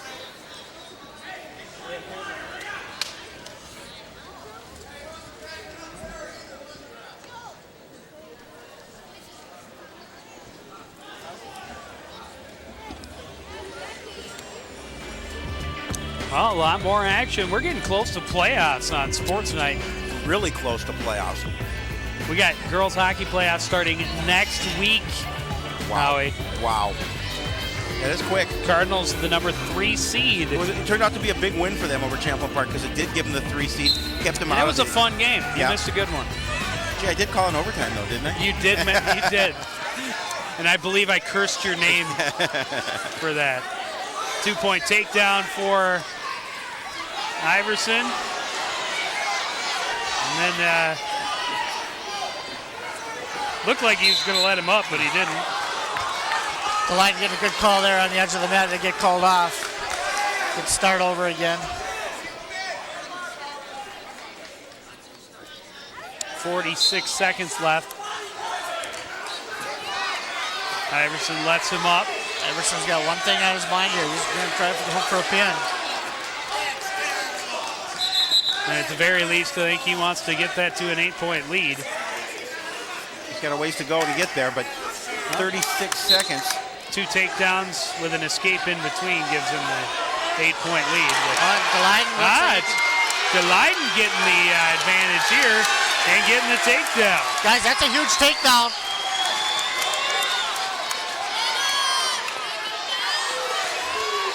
Oh, there's the headlock. Oh. Delighten able to roll through on that. We've seen Iverson throw that headlock before. We got just 10 seconds to go in the match. It was that headlock that changed the fate of the meet last year, actually. Dusty Iverson got the headlock on Andy Mack and got the pin for the win.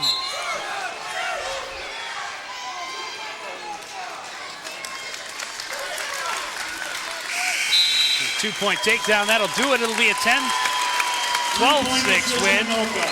3 points for the Tornadoes. And then I think that, obviously Delighten wrestling a good match, staying away from the major decision, obviously the pin. Almost catches the headlock here. Delighten doing a nice job of rolling through it. Very strong.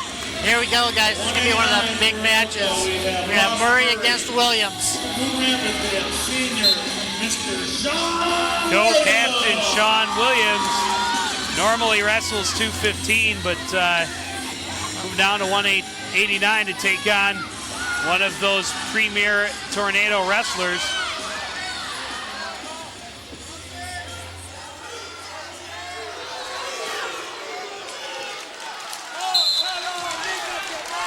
Either give Murray the takedown right at the edge of the mat.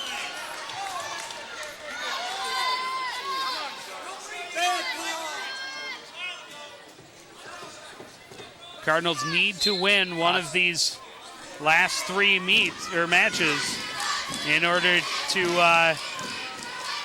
give themselves a chance to win. Murray with a headlock on Williams. And Williams very strong. Nice rollover. He's got Murray in trouble. This is huge. Murray's on his back. Oh, that was huge. That's huge. 44 seconds. That's great. Murray had the headlock. That is gigantic for the Cardinal captain. Hey, that clinches the match, guys. That's it right there. Cardinals up by 14 with 2 matches to go. Oh, that is just huge. And oh boy, and it was quick too. Sean Williams. That's the case, guys, of Williams being just bigger and stronger. This headlock's very tight. Right here, Williams is in big trouble. Now it's all strength. Comes through. Now it's just going to be a bear hug. He's going to cinch this down very tight. Match is over. First period pin for senior captain Sean Williams. And that means no matter what the Tornadoes do in these last two, the Cardinals have beaten the Tornadoes. That was just huge, and just a great move by Sean Williams. As you mentioned, in a headlock, in a tough move, but just using his strength, flipping him over and getting the pin. Wow. And the Tornadoes are asking, Murray, they're putting him in a tough spot too. He weighed in at 171. He goes up, 18 pounds basically given away to Sean Williams, who Sean was a very strong 215-pounder physically, and he's very physical at 189.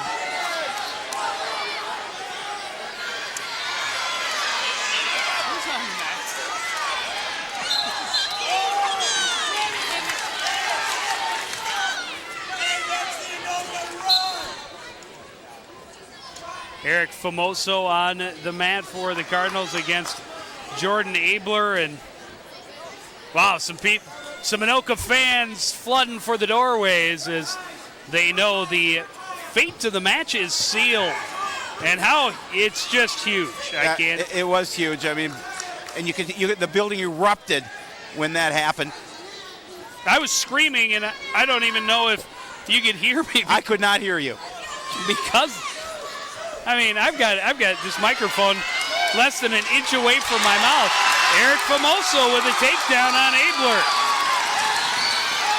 Look at that nice fireman's carry by Eric Famosa.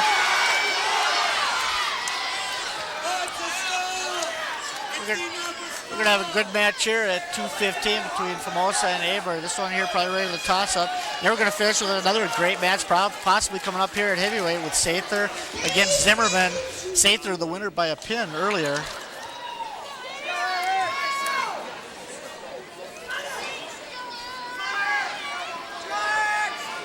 I'm surprised to see how many Anoka fans headed for the doorway as soon as that match was over. It was, it obviously meant that the Cardinals had the victory, but surprised to see him not sticking it out for the final two. Especially that we're going to get, we should finish with a very good match here between the Tornadoes and Cardinals heavyweights. There's a look at some of the Anoka fans leaving. There's no Cardinal supporter would leave in this building, I'll tell you that. No, there will be some partying in Cardinal Town tonight. A well-deserved and long-awaited Cardinal celebration is just two matches away. You guys are exactly right. And all the tough thing is going to be for these guys tomorrow. It's a huge win for the Cardinal team and the program. And they go right away tomorrow morning, 10 a.m. against the number 4 rated Owatonna team in the tournament at Bloomington Jefferson. Yeah, and the Cardinals' only 2 losses. I think we mentioned this earlier in the broadcast, that their only 2 losses have come against number 5 rated Cambridge Isani and number 3 rated Albert Lee. That's correct. Famoso with the quarter Nelson trying to roll Abler over. He's got him in trouble. He's going to get some near fall points at least, getting chest to chest with him. Got a little bit high, and Abler able to roll out 3 near fall points, though, for Eric Famoso. That gives him the 5-0 lead with a minute left in the second period.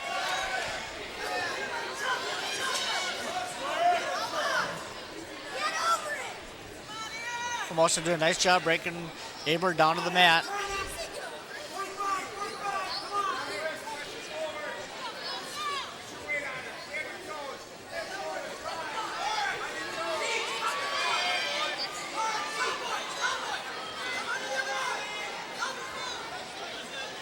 30 seconds remaining.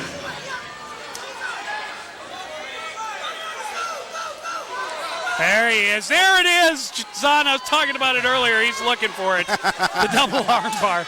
He didn't get to You complete wanted it. You wanted it, Joe. I thought, hey, we're almost to the end of the meet here, and he went for it at least. I'll give him credit for that.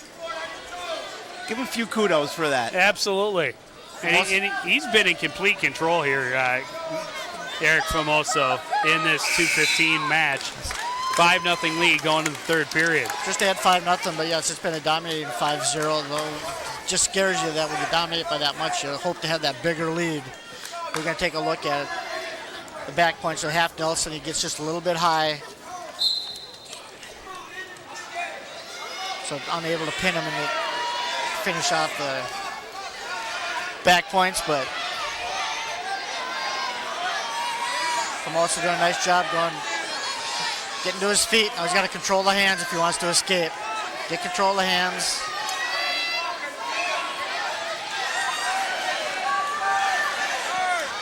Oh, he tried to. There we go. We're going to get 1 point for Famosa. So once they go back down to the mat, he can't clasp his hands. When you're on your feet, you can clasp, but once you're on the mat, you cannot, unless you've got him in a pinning combination.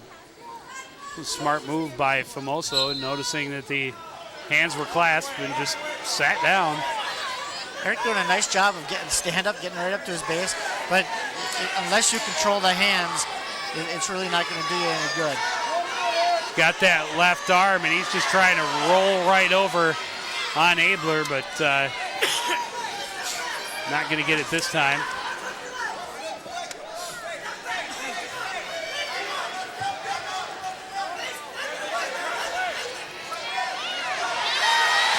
There's a 2-point reversal for Famoso.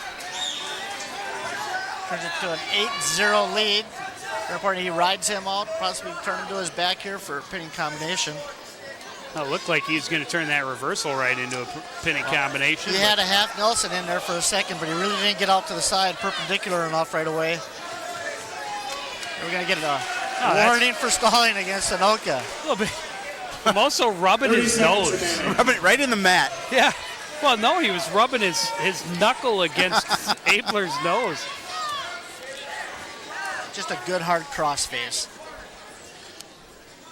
Now, can you reach in, while you're down there and maybe tweak their nose a little bit? Yeah. Pinching, I guess, is it's not. Yeah.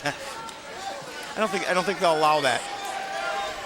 We're going to get the major decision here with an 8-0 victory. Nice job by Eric Famosa. Of course, with how we said it, 4-point decision. when I was playing hockey anyways, if the refs don't see it, it ain't illegal. 36-18 lead for the Cardinals, and as you mentioned, that last pin has wrapped it up, but it comes down to the last match of the evening, the heavyweights, the big boys. Eric Famoso with a nice match. Mark Zimmerman having a nice season since coming back from that injury sustained during the football season. Well, these two met during the Christmas tournament, and Sather won that one.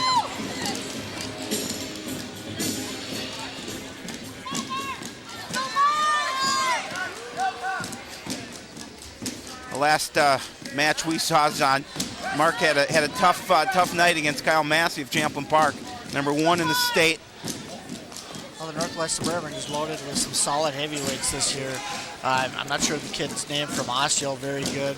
You've got Massey, defending state champion from Champlin Park, Sather from Anoka, and Zimmerman from Coon Rapids.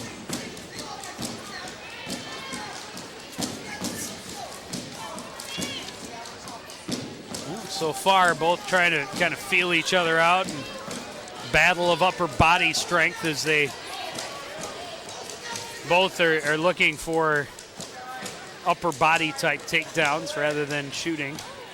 So I look for much better. I mean, Sather had the pin in the Christmas tournament over Zimmerman, but that was when Zimmerman had just gotten back and was just really getting into shape. I'm sure Zimmerman's looking to turn that one around here tonight. Well, Zimmerman was such a huge loss to the football team this Yes. year, being the best of the linemen for the Cardinals on either side of the ball, and broke his finger not just a little but a lot. A lot, yeah. It was not a good break. Not that any break is good, but that one was not good.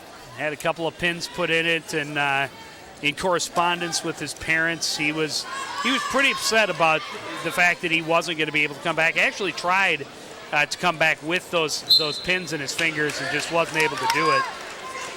But then, I talked to him at the beginning of the wrestling season, and he was still a little bit bummed he wasn't going to be back for the beginning of the season, but at least happy that he would be able to return to action by the midway point. And got to be happy he's in the lineup by the time they get to go up against the Tornado. Absolutely, and no score in this first period between these heavyweight wrestlers. Zimmerman will choose the down position to start period number 2.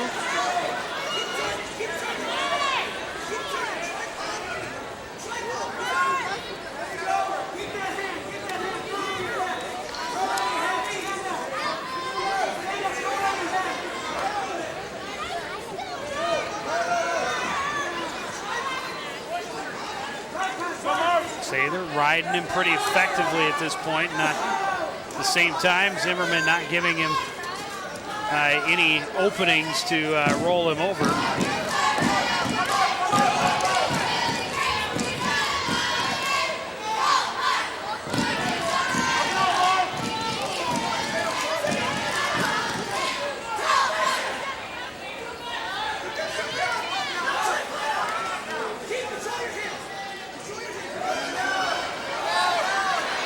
Getting control of that left arm. He's got him rolled over. Zimmerman in a little bit of trouble, but able to roll back out of it. 2 near fall points for Sather in the first points of the match. It was a nice job by Mark Zimmerman to roll out of that, because it looked like Sather may have had him over on his back. And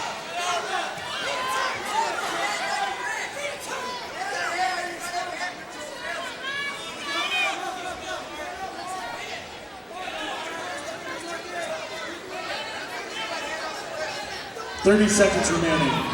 30 seconds left in the second period.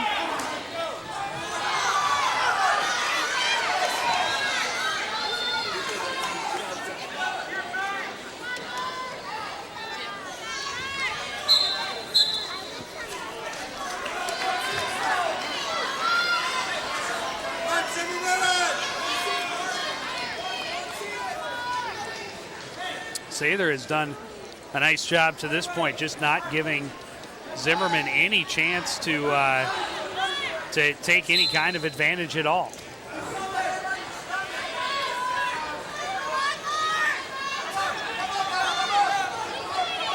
it's tough to get out of that position when you've got a guy that size on top of you pushing his weight down.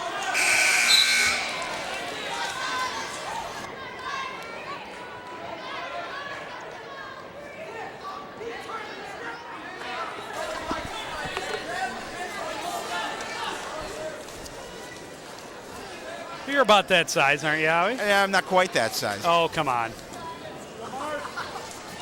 I know when we've wrestled at the station. Over the last donut? Yeah. I never have a chance of getting you. No, that's true. Getting you off if you get on top. Well, Zimmerman attempted to sit out there, I believe, and exposed himself. And Sather just spun back around and got Zimmerman in some trouble here. There's a pin for Sather to finish the match. With 1:34 remaining, so coming at the 4:26 mark, a pin for Grant Sather to finish it, but Another reminder to all Coon Rapids a huge victory for the Cardinals. Well, yeah, coming into this match, we weren't sure how close it would be, and it turned out that, obviously thanks to that pin from Sean Williams, won it for the Cardinals, and Cardinals with a big victory, and probably and I'm assuming, the conference title at this point, quite obviously. Well, the Cardinals still have Elk River ahead of them, and they don't want to look past the Elks at all. But this assures them at least a piece of the conference title. And we will be back with post-game reaction. We'll be talking to that man right there, Sean Williams, who scored a huge win to get the Cardinals this gigantic victory.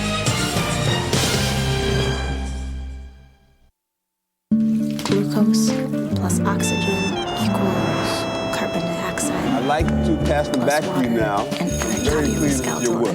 So this Psych Lab Wednesday. She's got the drive, the energy, the heart, and the talent. Pre-med. But she wouldn't be here without your help. Please support the United Negro College Fund, because a mind is a terrible thing to waste.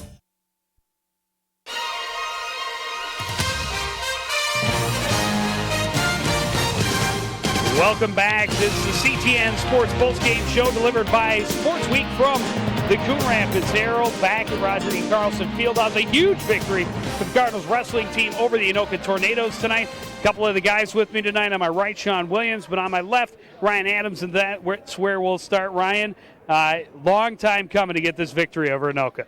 Yeah, I've been watching the Cardinals wrestle Anoka for as long as I can remember, and we've always come close, but not many times I can remember beating them, so this is a big win for us. How does it feel to actually get the victory when Sean got the pin at 189? What was the feeling? Oh, that was amazing. I mean, Sean's wrestling a rank wrestler. I knew it'd be a close match, tough kid, and Sean put him on his back and pinned him, and that's huge. I mean, I was amazed that Sean just muscled that guy there, held him there, just stuck him right to the mat. I love that.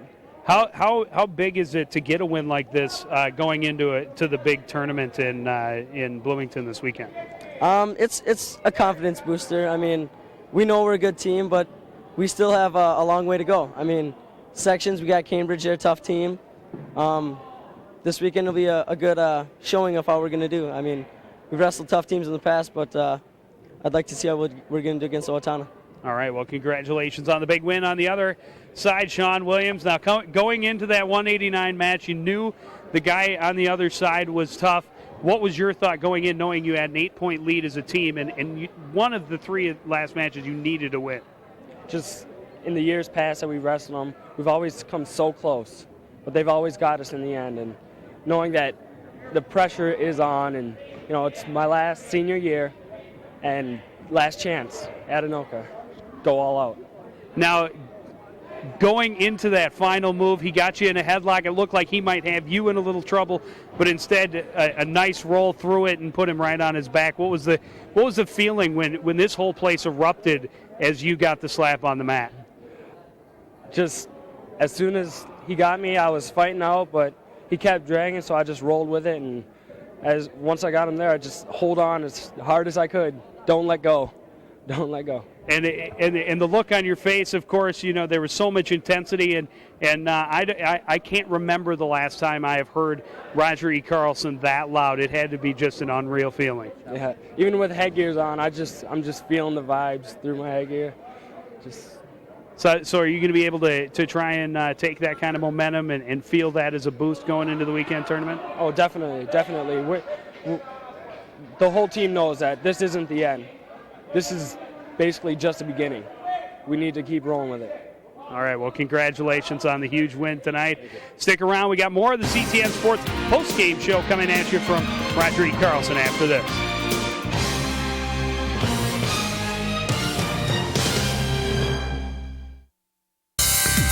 I'm an official because I can be part of the game, not just a spectator. I'm involved. I'm a mentor to the kids so they learn the game and respect the game. I've enhanced my leadership skills. I'm more disciplined. And I've learned to be fair-minded in tough situations. Officiating isn't easy, and it's certainly not for everyone. But it could be for you. Call this number below and find out how you can become a sports official in your community. Make the call!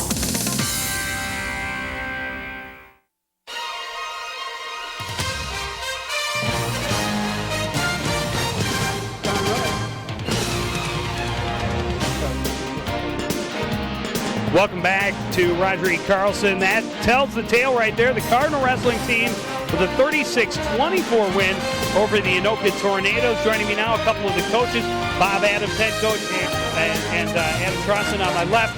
And Adam, I know you've been involved with the program for a number of years, and of course on such a big night to get such a big win, it's got to feel great for everybody. It does. Since I've been here, we haven't beaten Anoka, and sometimes we've walked into their field house or they've come into our field house and they've beat us pretty bad. So to see that scoreboard right now is pretty satisfying. Now, and of course, last year you guys had them. You had a 2-point lead going to the final meet. Or the final match, you had a 5-point lead in that match with less than a minute to go, and a nice pinning combination by Iverson finished it off for you, and just a hard loss to swallow, and just great to get the payback tonight. Yeah, I think that was a motivator for us for a long time. When we were in the summer, we were working out, we were lifting, I'm sure guys were thinking about, you know what, that match hurt, and I don't want to feel that again. That's what we talked about as we were in the circle before we started 103. I don't want to feel that again, and so the guys really showed it tonight. Well, whatever you guys did to get them motivated, it certainly seemed to work. Of course, the head man behind the Cardinals, Bob Adams, has got to feel great for you as well. I'm real happy. We've got a lot of work to do yet. Real proud of our kids. All of our kids wrestled hard. Even the ones that got beat, they had a role when they came out tonight. We told them what their role was, and everybody did their job, and that's what it takes to win matches. What was your feeling when Sean Williams, that was right in front of the Cardinal bench, he rolled through the headlock and got the pin 44 seconds into the first period? What was the feeling for you guys knowing that, you know, that clinched it? Well, I knew it clinched it, and all I could feel was a big sense of relief. I haven't had a lot of sleep this week. I've been up all week long. I fell asleep in the barber shop today getting my hair cut, so that's how tired of a week it's been. I've had phone calls all day long. My boy here, Tronson, called me a few times a day, and our other assistant coaches. I just want to say something about our coaches. Our coaching staff is one of the hardest working coaching staffs in the state of Minnesota, and that's a big, key to our success. I know my name gets in the paper all the time, but these guys, Adam Tronson, Bob Montague, Harley Pottinger, Adam Leiter, Zach Anderson, all these guys, they sell out every day, and they motivate our kids. And one thing I've learned about kids is if you can motivate them, they'll run through a wall for you. Well, you've certainly got him in the right mindset. As your captain, Sean Williams, said, this is not the end. This is just the beginning. You've got a big tournament tomorrow morning taking on a highly rated Owatonna team as part of the Jefferson tournament. And you still have Elk River to contend with as far as conference. But tonight does clinch at least a piece of the Northwest Suburban Conference Championship, but there's still work to do. Yep, it's been a long time since we've had a piece of that, and I'm very happy about that. It's been so long, I don't even know when the last time we won it, but I'm real proud of our kids. I can't say enough. They work hard. I just want to say to all the little wrestlers out there, all the kids in Coon Rapids, if you're not a wrestler, you're missing something, boy. You got to get out and get in the sport. The Mat Bandit sign-ups are going on right now. You can join today. Mondays and Wednesday nights we practice. We've got a great coaching staff there too, and be part of the program, be part of our success. Well, I tell you what, the excitement in this building tonight is something I have not felt in Roger E. Carlson in a number of years. It was so loud when Williams got that pin that we could hardly hear each other, and we have headsets and microphones, so it just speaks to just how big a draw it is, how exciting it is to be a part of the wrestling program. Yeah, when you get two real closely very competitive teams, it's an exciting sport. It really is, and a lot of people don't understand, the mechanics and the scoring and stuff like that. But once you get in, there's no better feeling of adrenaline or adrenaline rush out there in sports. All right, well, congratulations on the big win tonight. Good luck in the tournament this weekend, and we hope to see you knock off Elk River and have sole possession coming up in a couple weeks. Thank you very much. All right, stick around. We'll be back with Zahn and Howie for a quick post-game wrap-up right after this.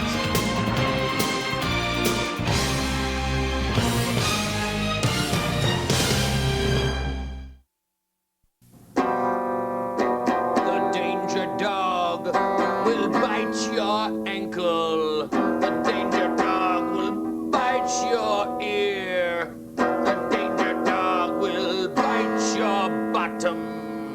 If you come near, that's the danger dog. Want to feel appreciated? When you spend time with kids, anytime, it helps prevent crime.